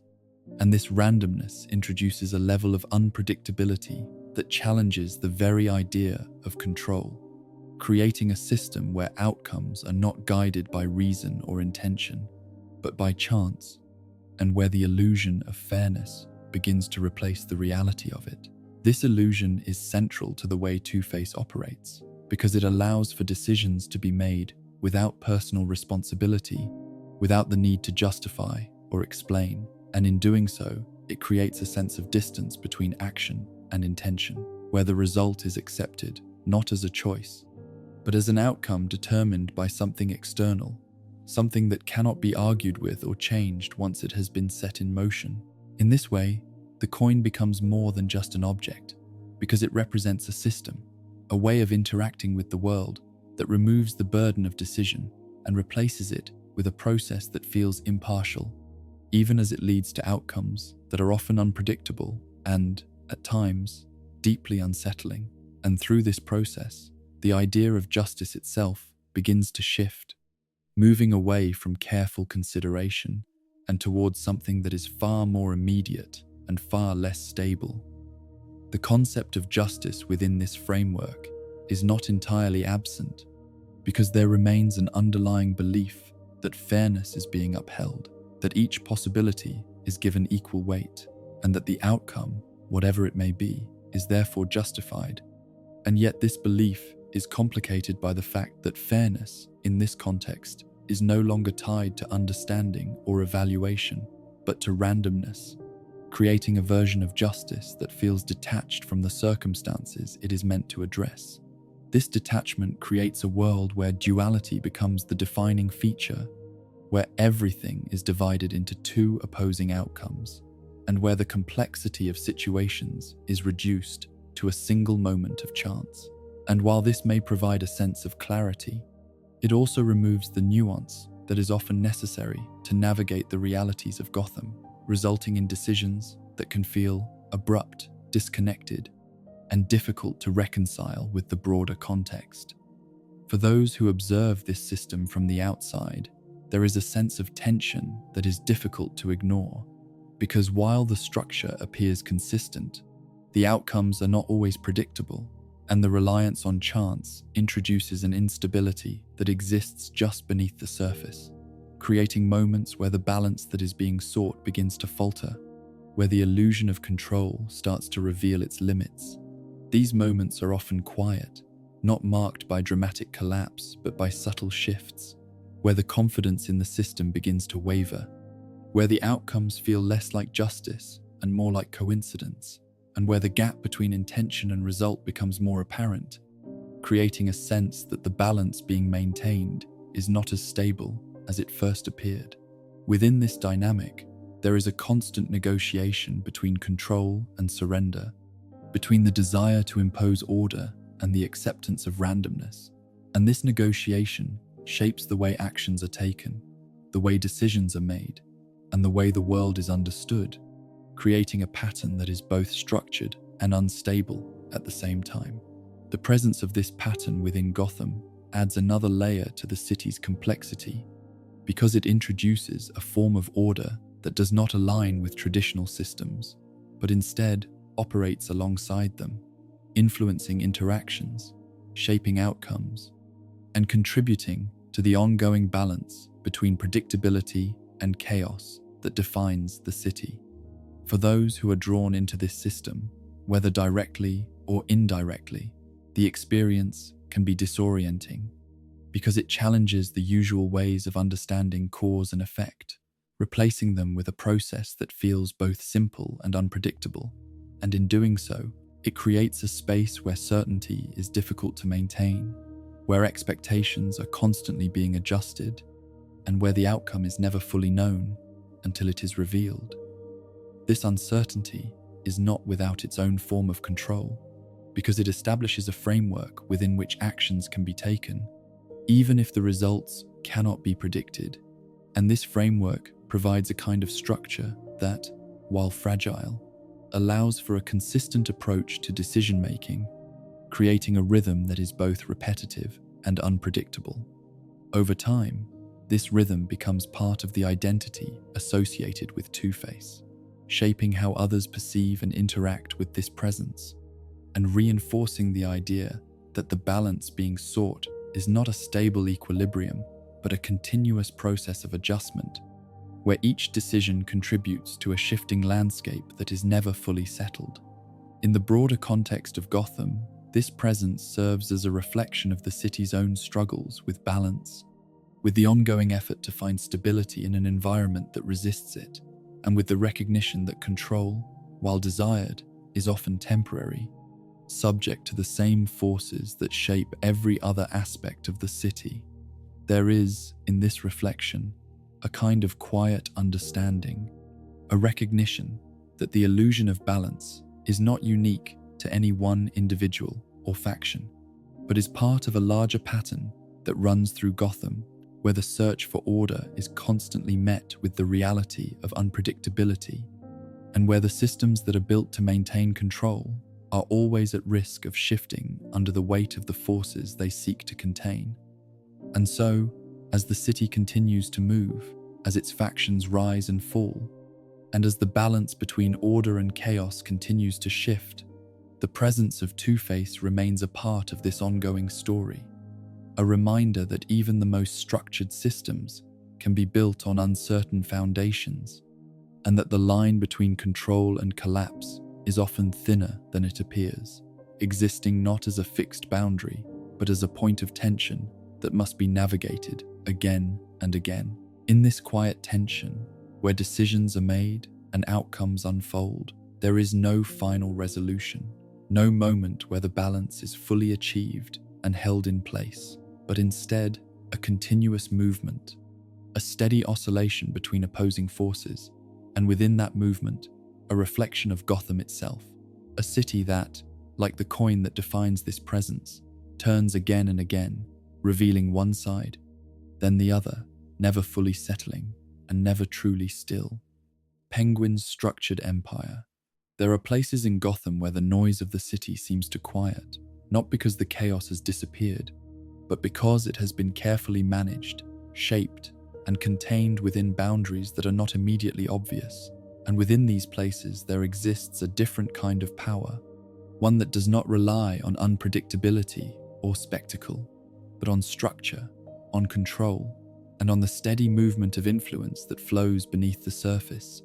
And it is within this controlled environment that the presence of Oswald Cobblepot, known more widely as the Penguin,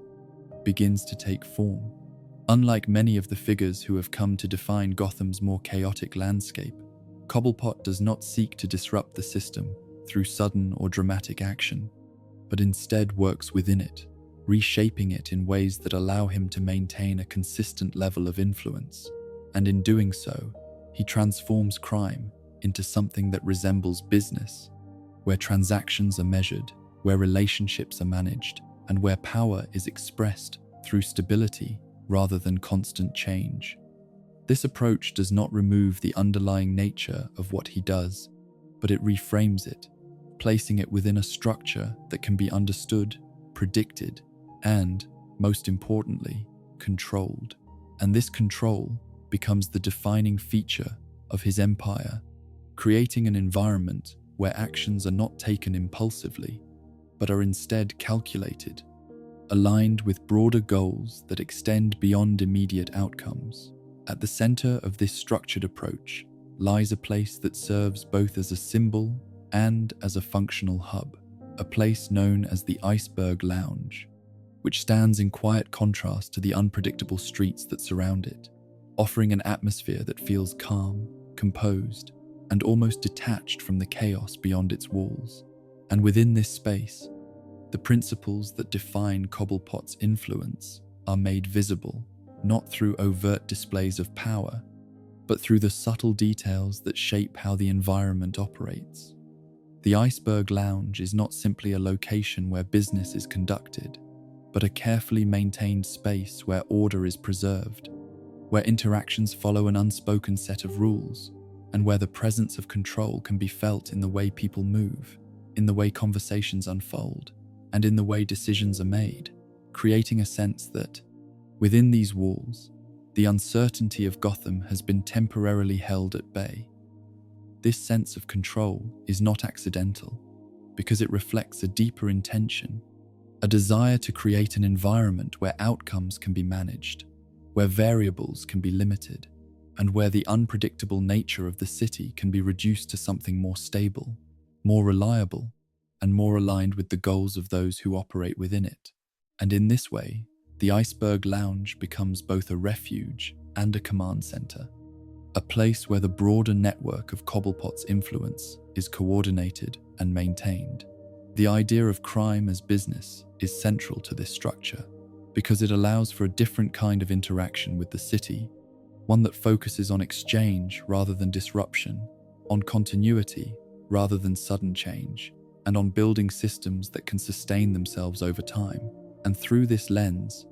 actions are evaluated not just by their immediate effect, but by their impact on the overall stability of the network that has been established. This network extends beyond the walls of the lounge, reaching into various parts of Gotham, connecting different elements through a series of relationships that are maintained with care and attention. And within this network, power is not always visible, but it is consistently present, shaping outcomes in ways that are often subtle, yet effective. And this subtlety becomes one of the defining strengths of Cobblepot's approach, allowing him to operate in a way that avoids unnecessary attention while still maintaining a significant level of influence. There is, within this structure, a clear understanding of hierarchy, of roles that are defined and maintained in order to ensure that the system functions as intended. And while this hierarchy may not always be rigid, it provides a framework that allows for coordination, for the alignment of actions, and for the efficient management of resources, creating a sense that, within this empire, there is a place for each element, and that each element contributes to the overall stability of the whole. This stability, however, is not absolute, because it exists within the broader context of Gotham, a city that is constantly shifting, constantly introducing new variables that cannot always be controlled, and so the effort to maintain order becomes an ongoing process, one that requires constant attention, constant adjustment, and a willingness to adapt to changes that may threaten the balance that has been established. Cobblepot's desire to impose order on this environment reflects not only a strategic approach to power, but also a deeper recognition of the challenges presented by Gotham itself, a recognition that without structure, influence can be fleeting, that without control, outcomes can become unpredictable, and that in a city defined by its instability, the ability to create and maintain a stable system becomes a form of strength in its own right. This desire is not without its own tensions, because the very act of imposing order in a place that resists it requires a level of effort that is both continuous and demanding. And there are moments where the limits of this control become apparent, where external forces disrupt the carefully maintained balance, and where the need to respond quickly introduces elements of unpredictability into a system that seeks to avoid it. These moments serve as reminders that no system, no matter how well constructed, can fully escape the influence of the environment in which it exists, and that the order created within the Iceberg Lounge, while real and effective within its boundaries, is still part of a larger, more complex landscape that cannot be entirely controlled. And it is within this tension that the true nature of Cobblepot's empire begins to emerge, not as a perfect system, but as a carefully maintained one, constantly adapting to the conditions around it. There is a certain quiet persistence in this approach, a steady effort to maintain structure, even when that structure is challenged.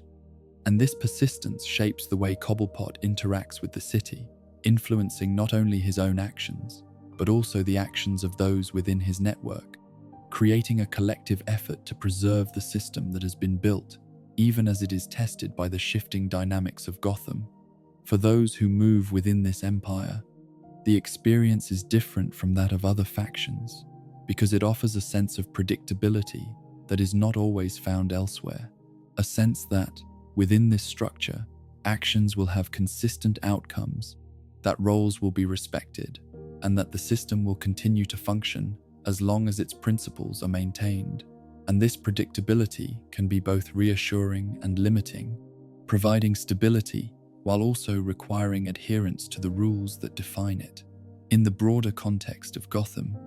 this structured empire stands as a counterpoint to the more chaotic elements that have come to define the city, offering an alternative way of understanding power, one that prioritizes control over spectacle, consistency over unpredictability, and long-term stability over immediate impact. And in doing so, it adds another layer to the complex network of factions that shape the city's ongoing story. And yet, even within this carefully constructed system, there remains an awareness that the balance being maintained is not permanent, that the forces outside its boundaries continue to evolve, and that the effort to impose order is one that must be renewed again and again, because Gotham does not allow for stillness, and any structure, no matter how strong, must exist within the flow of a city that is always changing. As the Iceberg Lounge continues to stand as a calm center within this shifting landscape, and as Cobblepot continues to refine and maintain his network of influence, there is a sense that this structured empire, while not immune to the forces around it, represents a deliberate and ongoing attempt to create stability where little exists, and that within this attempt lies both its strength and its limitation, a reflection of a city where control can be achieved, but never fully secured, and where order, once established, must always be protected from the chaos that waits just beyond the edge of its carefully drawn boundaries. The Riddler's invisible web. There are forces in Gotham that move loudly, that leave behind visible marks,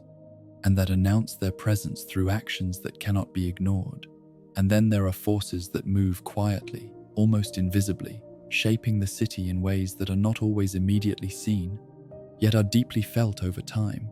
And among these quieter forces there exists a presence that does not rely on physical dominance or open confrontation, but instead builds its influence through knowledge, through observation, and through a patient understanding of how systems can be used to control outcomes. And this presence is most clearly associated with the figure known as the Riddler. To understand this form of power,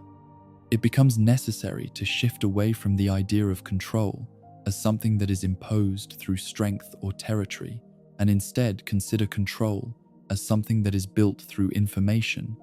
through the ability to see what others do not, to understand patterns that remain hidden, and to use that understanding to guide events in ways that appear almost effortless, even as they are the result of careful and deliberate planning. The Riddler's influence does not begin in the streets of Gotham, nor does it depend on the visible occupation of space, and instead, it exists within the systems that underpin the city, within networks of communication, within the flow of information, and within the structures that connect different parts of Gotham in ways that are often taken for granted. And it is through these systems that this influence grows, spreading quietly, extending its reach without drawing attention. Surveillance becomes a key element in this approach, not as a simple act of watching, but as a method of gathering pieces of a larger puzzle, where each observation contributes to a deeper understanding of how the city functions, how its people move, and how its various factions interact. And through this continuous process of observation, a detailed picture begins to emerge, one that allows for predictions to be made, for patterns to be identified, and for opportunities to be recognized long before they become visible to others. This knowledge, once gathered, is not simply stored or held in isolation, but is actively used, applied in ways that influence decisions, that shape outcomes, and that create situations where others are drawn into a larger design, often without realizing it. And in this way, control is exerted not through direct action,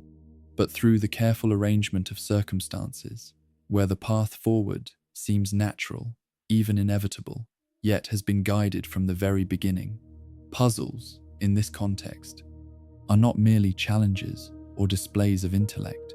but tools through which this influence is expressed, because they serve to engage others in the process, to draw attention, to create interaction, and to reinforce the idea that understanding, rather than strength, is the key to navigating the world that is being presented. And through these puzzles, a connection is formed,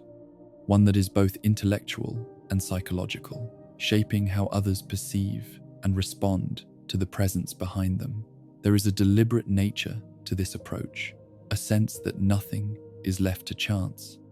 that every element has been considered, and that each step is part of a larger sequence that unfolds over time. And this deliberation stands in contrast to the more immediate, reactive forms of power that exist elsewhere in Gotham, offering a different kind of influence, one that is less visible but no less impactful. The faction that emerges from this approach does not resemble the traditional structures seen in other parts of the city,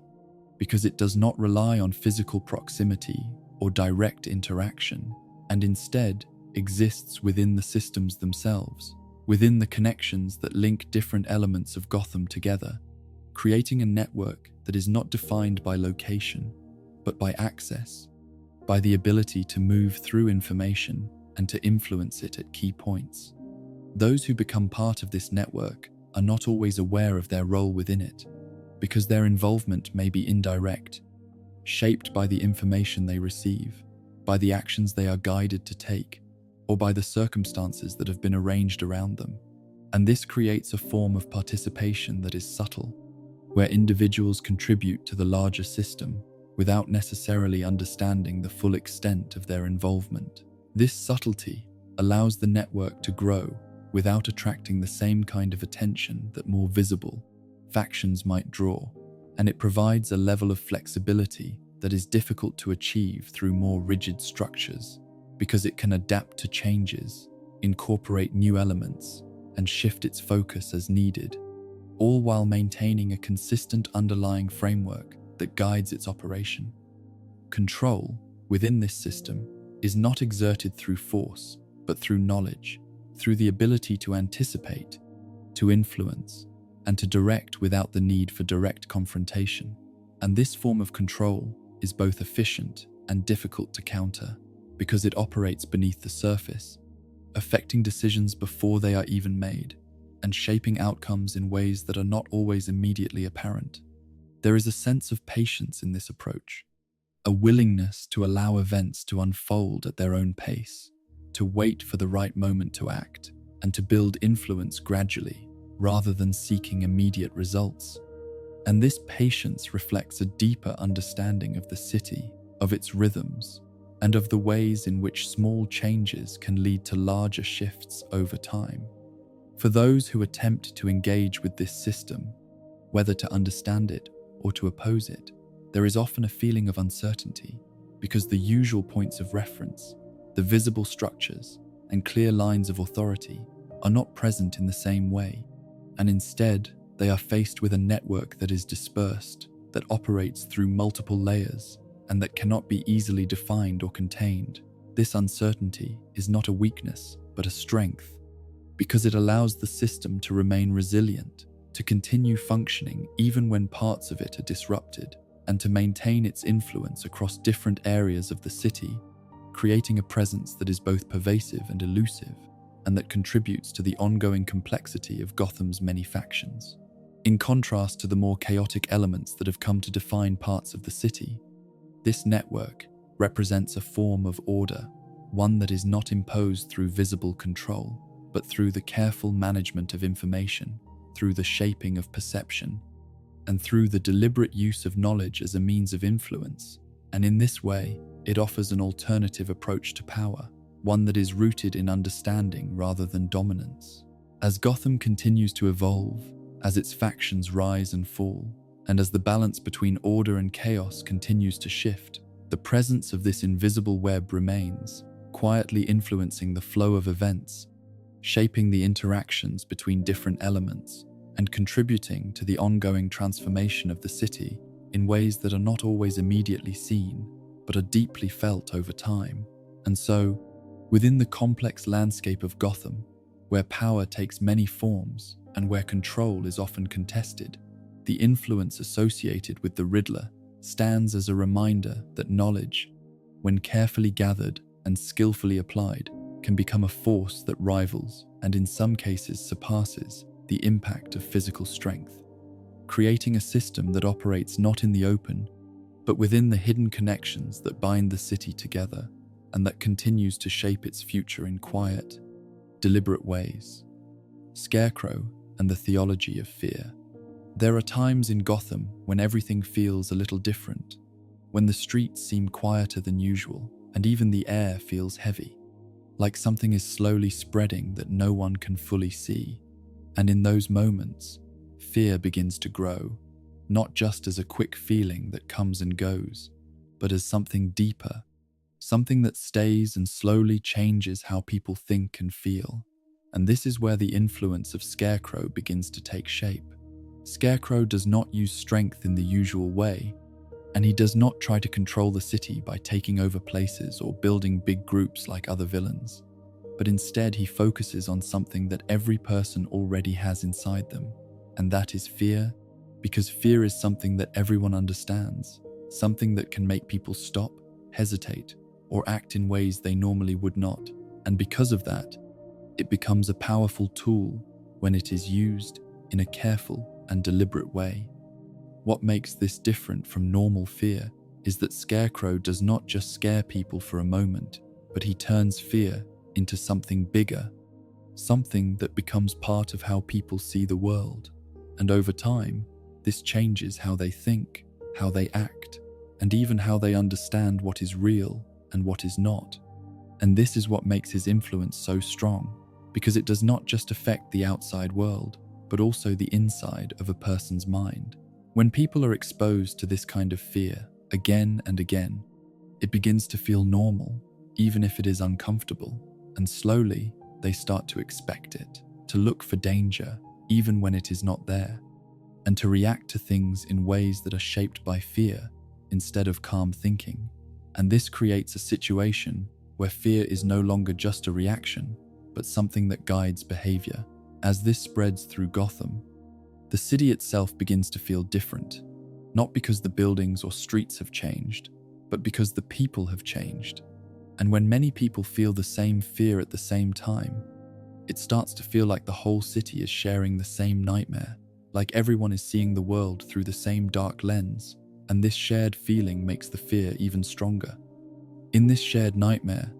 people may start to imagine things, to feel like something is always watching them, or that danger is always close, even if they cannot see it. And this makes it harder to tell what is real and what is not. And when that happens, people can become confused, unsure, and easier to influence, because they are no longer confident in what they see or believe. This is how Gotham begins to change under this influence, not in loud or obvious ways, but in quiet ones, where people start acting differently, avoiding places they used to go, reacting more quickly, or making choices based on fear instead of reason. And over time, these small changes build up, creating a city that feels tense, uncertain, and always on edge. The people who are affected by this do not form a normal group like other factions in Gotham, because they are not working together in a planned or organized way, and they are not following clear rules or goals, but instead, they are connected by the same feeling, the same fear that shapes their actions. And this creates a kind of group that is loose, unpredictable, and constantly changing. These individuals do not stay loyal to each other in the usual way, because their connection is not based on trust or shared plans, but on fear itself. And fear can change quickly, which means their actions can also change quickly, making them hard to predict and even harder to control. Even though there is no strong loyalty, there is still a kind of unity, because they are all experiencing the same thing,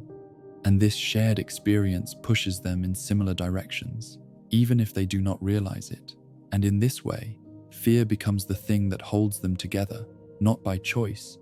but by influence. One of the most important parts of this is that fear does not go away easily, because once it has changed how someone thinks, it can stay with them even after the main cause is gone. And this means that the effects of Scarecrow's influence can last long after he is no longer directly involved, continuing to shape how people see the world and how they act. This lasting effect makes his influence very powerful because it spreads beyond a single moment and becomes part of the city itself, changing how Gotham feels and how it functions over time. And even when things seem calm again, there can still be a quiet sense of fear underneath everything, waiting to rise again. For those who live in Gotham, this creates a constant challenge because they must learn to deal with fear not just as something outside of them, but as something inside them, something that can change their thoughts and actions if they are not careful. And this makes the city a more difficult place to live, where staying calm and clear becomes harder. Scarecrow's way of using fear shows that power does not always come from strength or control over places, but can come from understanding people, from knowing how they think and what they fear, and from using that knowledge to shape their actions in ways that are not always obvious. This kind of power is different from what other factions use, because it does not rely on rules, structure, or direct control, but instead works quietly, spreading through thoughts and feelings, and changing things from the inside out, which makes it harder to stop and harder to fully understand. As Gotham continues to change and new forces rise and fall, fear remains one of the strongest influences in the city, because it is something that can always be used, always be shaped, and always be felt. And this means that even when things seem stable, there is always the possibility that fear will return in a stronger way. And so, the presence of Scarecrow reminds us that not all power is loud or visible, and that sometimes the most powerful forces are the ones that change how we think and feel. Because once those things are changed, everything else begins to follow. And in a city like Gotham, where so much is already uncertain, that kind of influence can spread far and last a very long time. The Arkham Knight's militarized control. There are moments in Gotham when the chaos of the city does not disappear, but instead becomes quieter, more controlled, and more focused, like a storm that has not gone away but has learned how to move with purpose. And it is in these moments that a different kind of force begins to take shape, one that does not rely on fear alone or on random acts, but on discipline, planning, and a clear understanding of how to take control of a city that has always resisted it. And this is where the presence of the Arkham Knight begins to be felt. Unlike many others in Gotham who act in ways that feel sudden or unpredictable, the Arkham Knight brings something very different into the city, something that feels organized, something that follows a plan, and something that moves with a kind of precision that stands out against the usual disorder.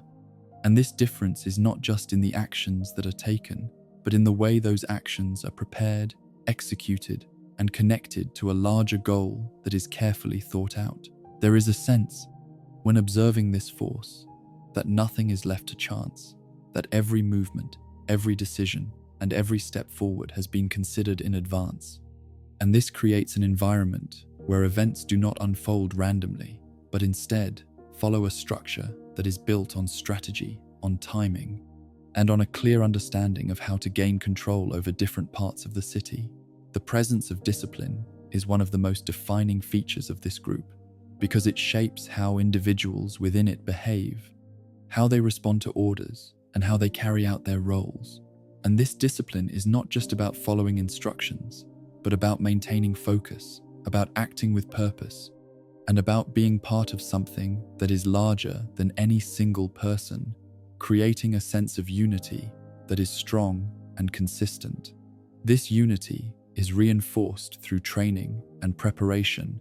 through repeated actions that build skill and confidence, and through a shared understanding of the goals that guide the group.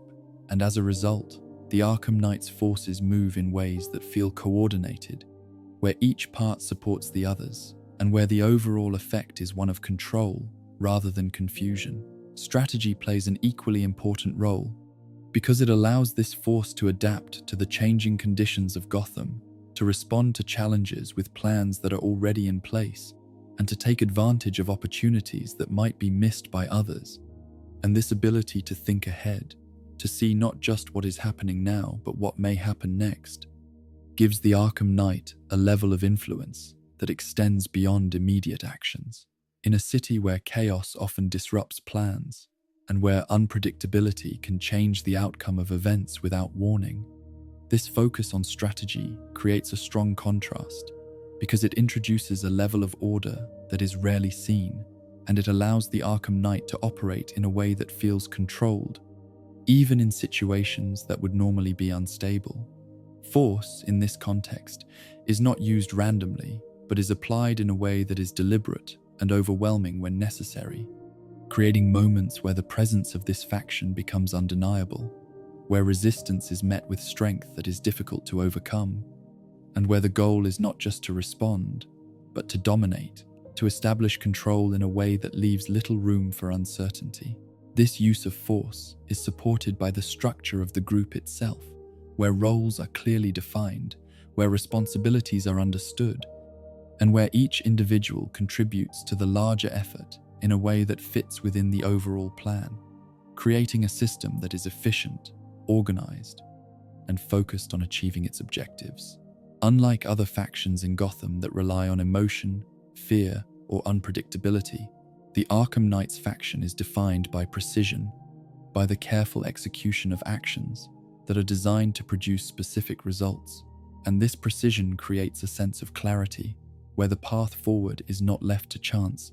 but is guided by decisions that are made with intention and purpose. This clarity can make the faction appear strong and stable, because it avoids the confusion and internal conflict that often affect other groups, and it allows for a level of consistency that is rare in Gotham,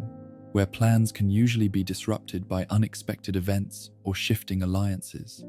However, beneath this structure, beneath the discipline and the careful planning, there is something deeper that drives the actions of the Arkham Knight, something that is not always visible on the surface, and that is the personal motivation that shapes the direction of this entire effort. Because while the system itself may appear objective and focused on control, it is guided by a purpose that is deeply personal.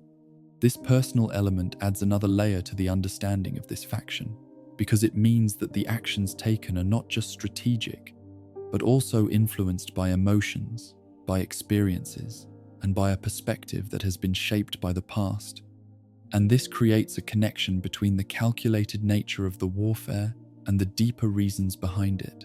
There is a sense that the control being sought is not only about the city, but also about something more internal, something that reflects a need to impose order, not just on Gotham, but on the experiences and memories that continue to influence the present. And this connection between personal motivation and strategic action creates a dynamic where the goals are both clear and complex at the same time. The warfare that emerges from this combination is not chaotic, but structured, where each move is part of a larger plan, and where the outcome is guided by both logic and personal intent, creating a situation where the conflict is not just about power, but about meaning, about the attempt to reshape the city in a way that aligns with a deeper purpose. As this force moves through Gotham, it changes the way the city feels, not by adding to the chaos, but by organizing it, by bringing a sense of control to areas that were once unpredictable, and by creating a presence that is steady, focused, and difficult to challenge. And in doing so, it alters the balance between order and chaos in a way that is both noticeable and significant. Other factions in the city respond to this presence in different ways, some attempting to resist it, others adjusting to it, and still others being pushed aside by the strength and organization that define it. And this interaction further shapes the city, creating new patterns, new conflicts, and new alignments that continue to evolve over time. The Arkham Knight's approach shows that control in Gotham can take many forms, and that while chaos has long been a defining feature of the city, it is not the only force at work, because discipline, strategy, and precision can also shape the environment in powerful ways, creating a different kind of influence that operates through structure rather than disruption. And yet, even with all this control, there remains a question that cannot be ignored, which is whether any system, no matter how well planned, can truly hold Gotham in place. Because the city itself is always changing, always responding to the forces within it, and always finding ways to shift the balance. And this means that even the most disciplined and organized efforts must continue to adapt, to adjust, and to respond to the ongoing movement of the city. In this way, the Arkham Knight's militarized control becomes part of the larger story of Gotham, a chapter that shows what happens when order is pushed to its limits, when strategy is used to shape a chaotic world, and when personal motivation drives actions that extend beyond simple control, creating a presence that is both powerful and deeply connected to the city it seeks to dominate. And as Gotham continues to breathe, to shift, and to evolve, this presence remains, not just as a force of control, but as a reflection of the ongoing struggle between chaos and order, between randomness and precision, and between the desire to shape the city and the reality that the city, in many ways, will always shape those who try to control it. The League of Assassins and ancient balance. There are forces in Gotham that feel loud and immediate, forces that move quickly and leave clear marks behind them. And then there are forces that feel older, quieter, and far more patient, forces that do not rush to act but instead wait, observe, and move only when the moment feels right. And it is within this quiet and patient space that the presence of the League of Assassins begins to take shape, a group that does not belong fully to Gotham, yet continues to influence it in ways that are both subtle and powerful. The League does not feel like something that was created by the city itself, because it carries with it a sense of history that stretches far beyond Gotham's streets, a history that speaks of time, of long traditions, and of ideas that have been passed down and refined over many years. And this connection to the past gives the group a kind of stability that is different from other factions, one that is not easily shaken by the constant changes that define the city. At the center of this presence is a belief system, a way of understanding the world that guides every action, every decision, and every movement. And this belief system is built on the idea that balance is not something that happens naturally, but something that must be created, maintained, and sometimes restored through action. And in this way, the League sees itself not just as a group, but as a force that works to correct what it views as imbalance. This idea of balance is not simple, because it does not mean keeping everything the same or avoiding change, but instead involves recognizing when something has grown too unstable, too corrupt, or too far from what is considered natural, and then taking steps to bring it back into alignment, even if those steps are difficult, even if they involve actions that others may not understand or accept. One of the most important parts of this belief is the idea that destruction can lead to renewal, that by removing what is broken or harmful, something new and stronger can take its place. And while this idea can seem harsh, it is viewed within the League as a necessary part of maintaining balance, as a way of preventing greater collapse by addressing problems before they spread too far. This way of thinking creates a strong sense of purpose within the group because it gives meaning to their actions, turning them into part of a larger plan rather than isolated events. And this purpose is shared by those who are part of the League, creating a unity that is not based on fear or control, but on belief, on a shared understanding of what they are trying to achieve and why. The members of the League are trained not only in skill and discipline, but also in this way of thinking, and this training shapes how they see the world, how they respond to situations, and how they carry out their roles, creating individuals who are focused, calm, and deeply connected to the purpose that guides them. There is a quietness to the way the League operates, a sense that they do not need to announce their presence or draw attention to themselves, because their strength comes from precision, from patience, and from the ability to act without being seen. And this quiet approach stands in clear contrast to the louder, more chaotic forces that exist within Gotham. While other factions may rely on noise, on fear, or on sudden action, the League moves with intention, choosing its moments carefully,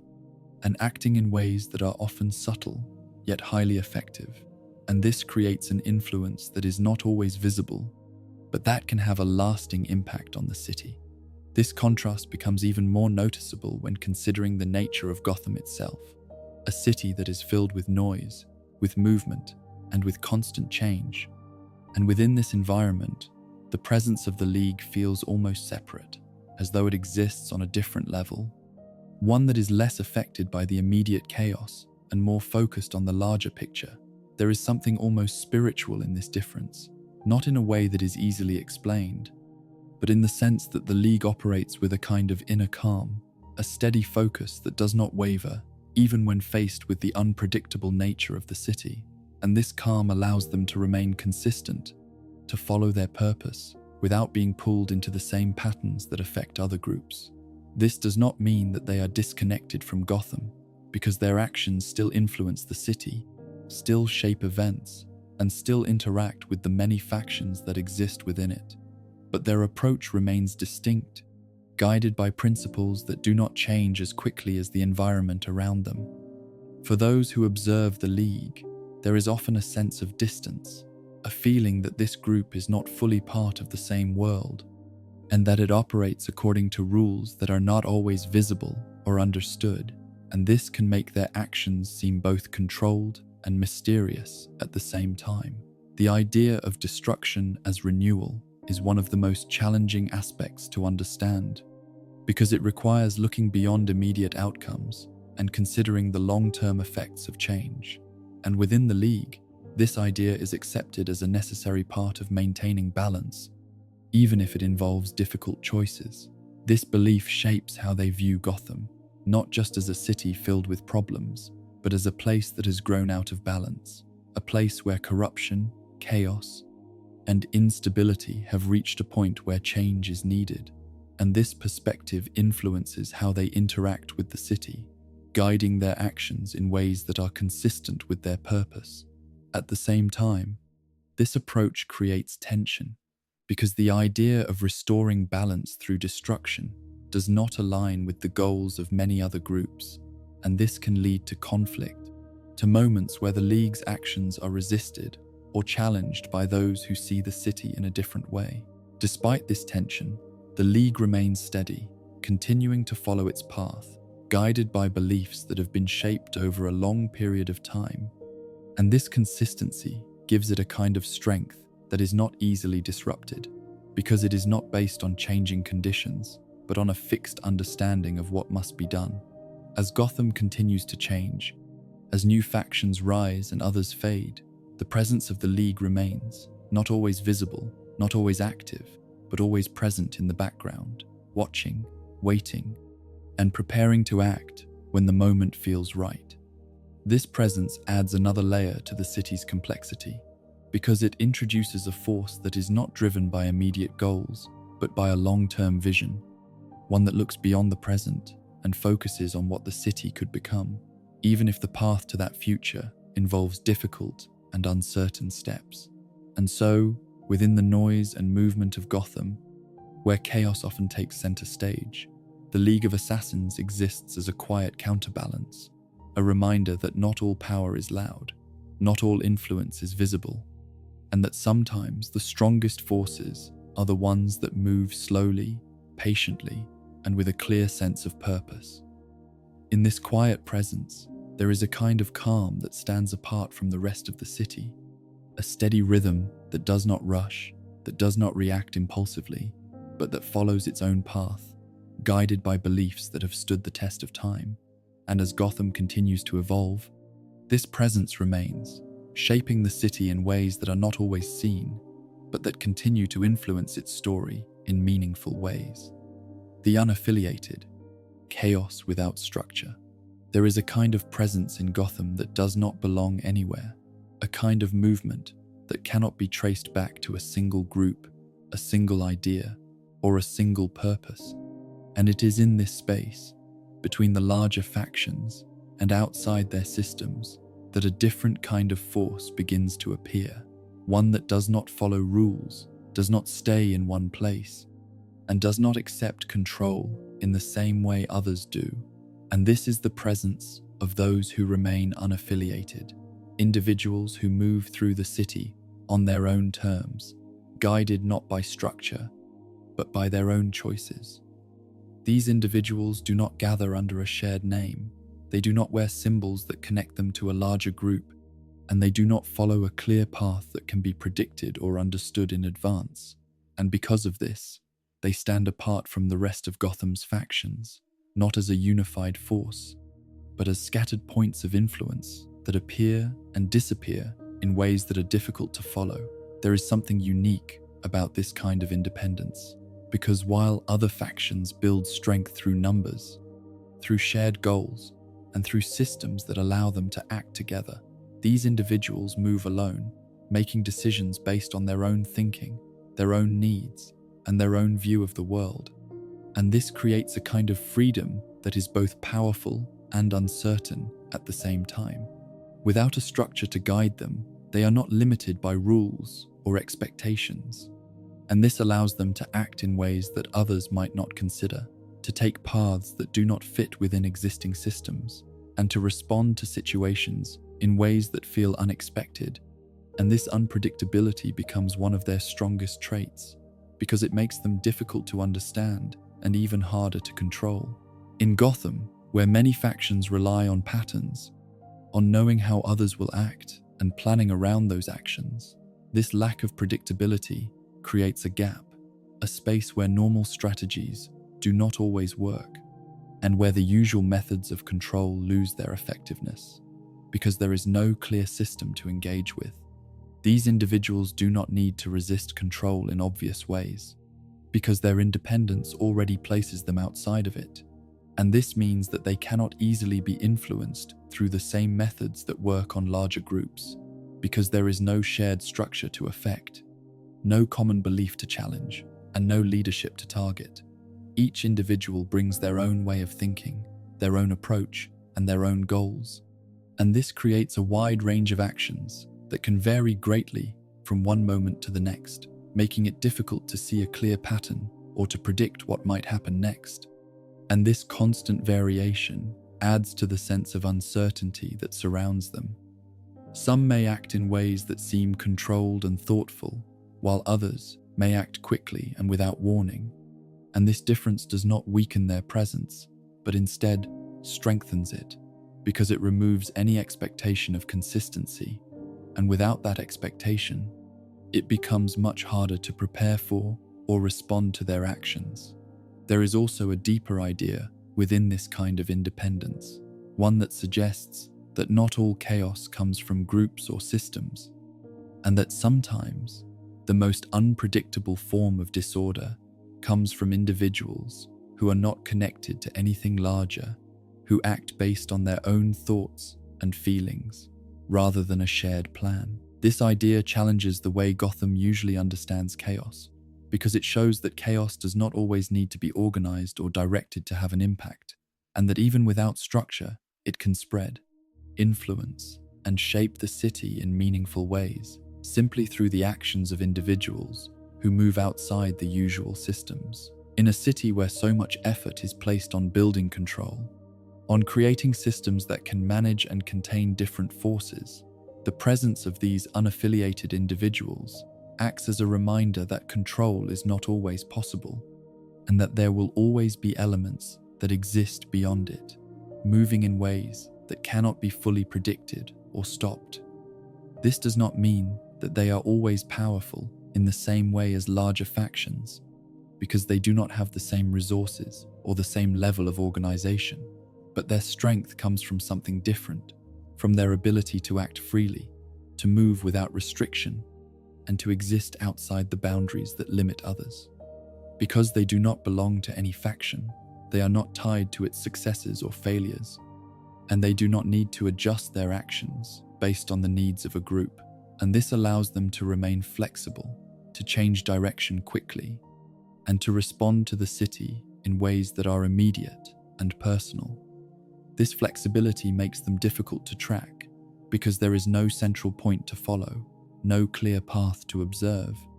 and no stable pattern to study. And this lack of visibility adds to their unpredictability, creating a sense that they can appear at any time, in any place, without warning. For other factions in Gotham, this creates a unique challenge because they are used to dealing with structured groups, with systems that can be understood and engaged with. And when faced with individuals who do not follow those systems, their usual methods become less effective, forcing them to adjust in ways that are not always easy. This adjustment can lead to uncertainty, to moments where the balance of power shifts unexpectedly, and to situations where even well-planned strategies begin to break down because they are based on assumptions that no longer apply.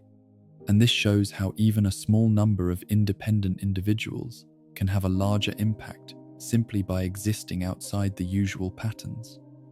There is also a sense that these individuals reflect something deeper about Gotham itself, because the city is not just made up of factions and systems, but also of people, each with their own choices, their own paths, and their own way of interacting with the world. And in this way,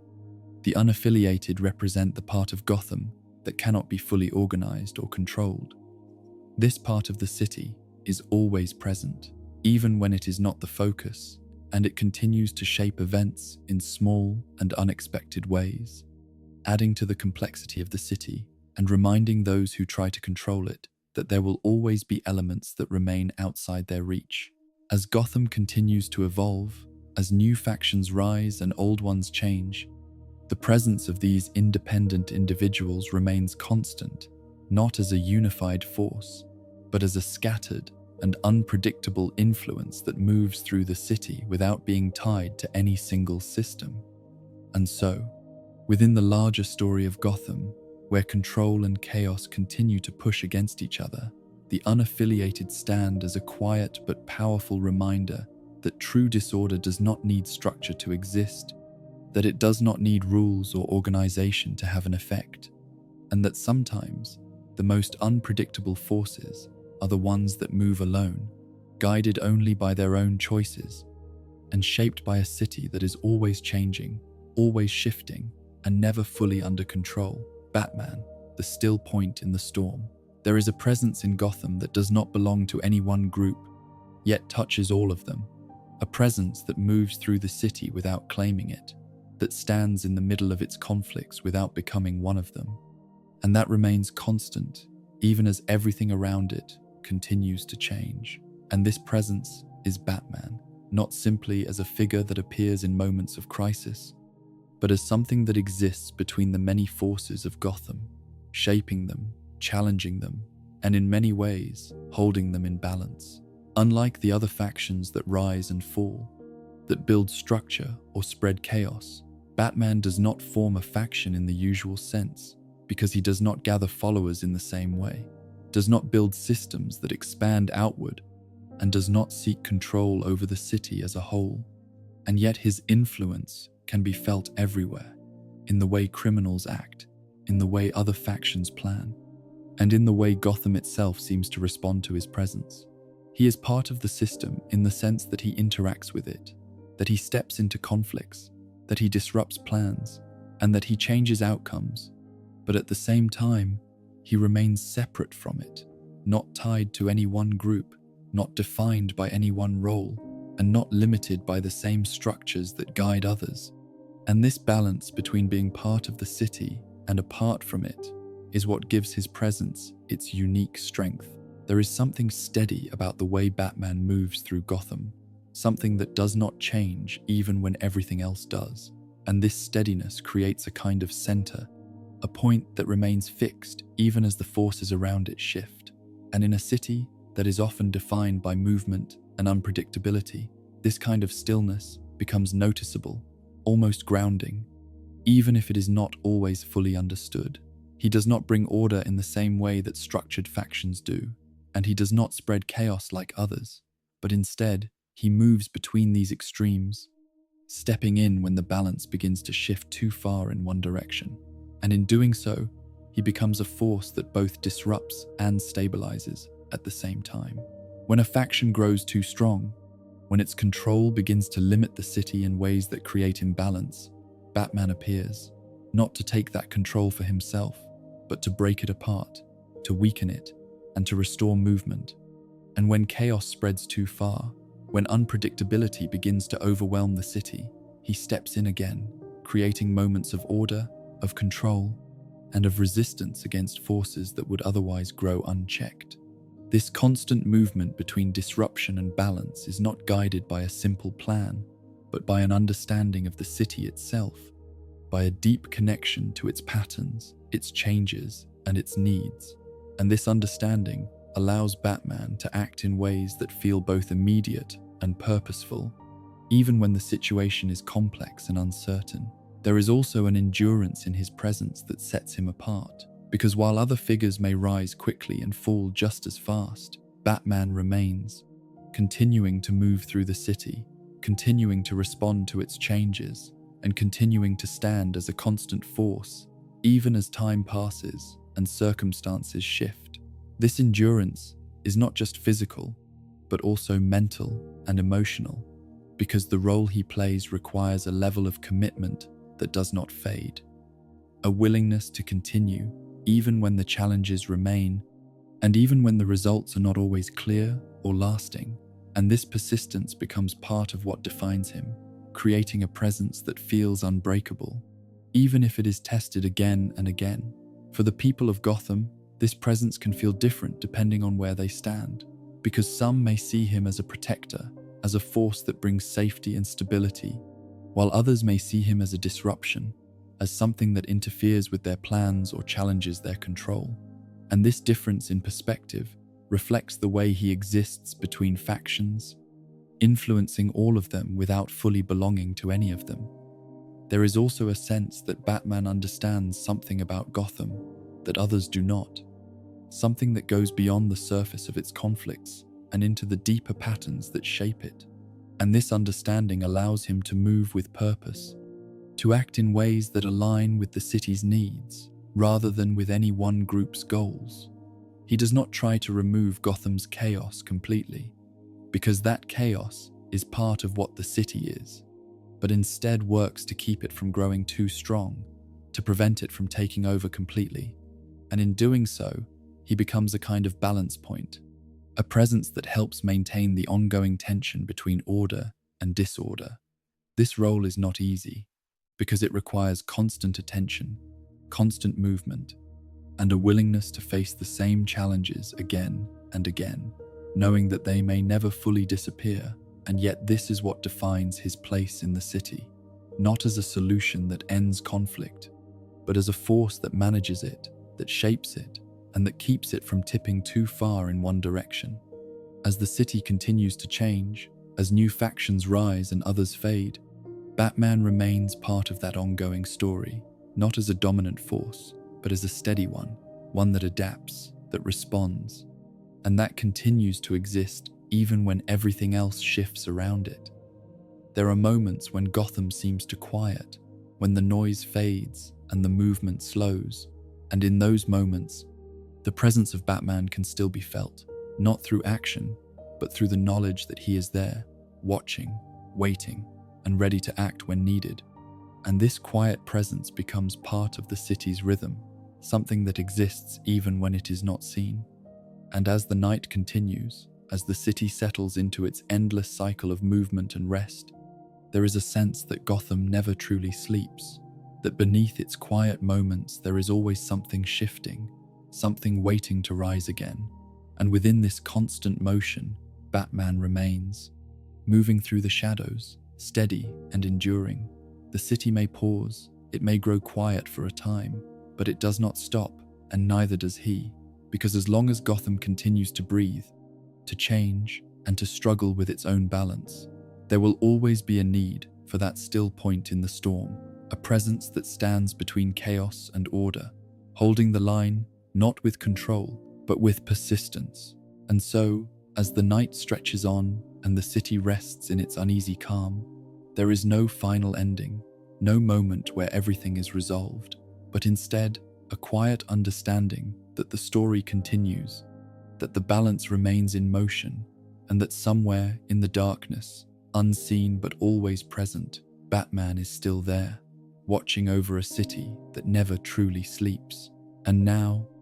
as our quiet journey through Gotham slowly comes to an end, the city begins to soften once more, its sharp edges fading into the distance as the night settles gently over every rooftop and empty street.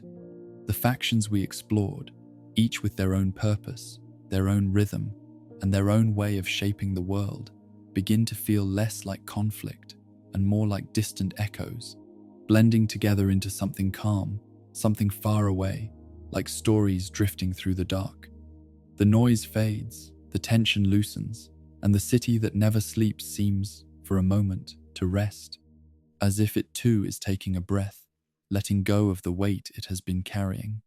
The shadows remain, but they no longer feel heavy, only quiet, stretching softly beneath the dim glow of distant lights. And somewhere within that stillness, the movement continues, slow and steady, unseen but always present, like a gentle tide that rises and falls without needing to be understood. There is nothing more to follow now, nothing more to uncover, only the calm that comes after the story has been told. And as Gotham drifts into silence, so can you.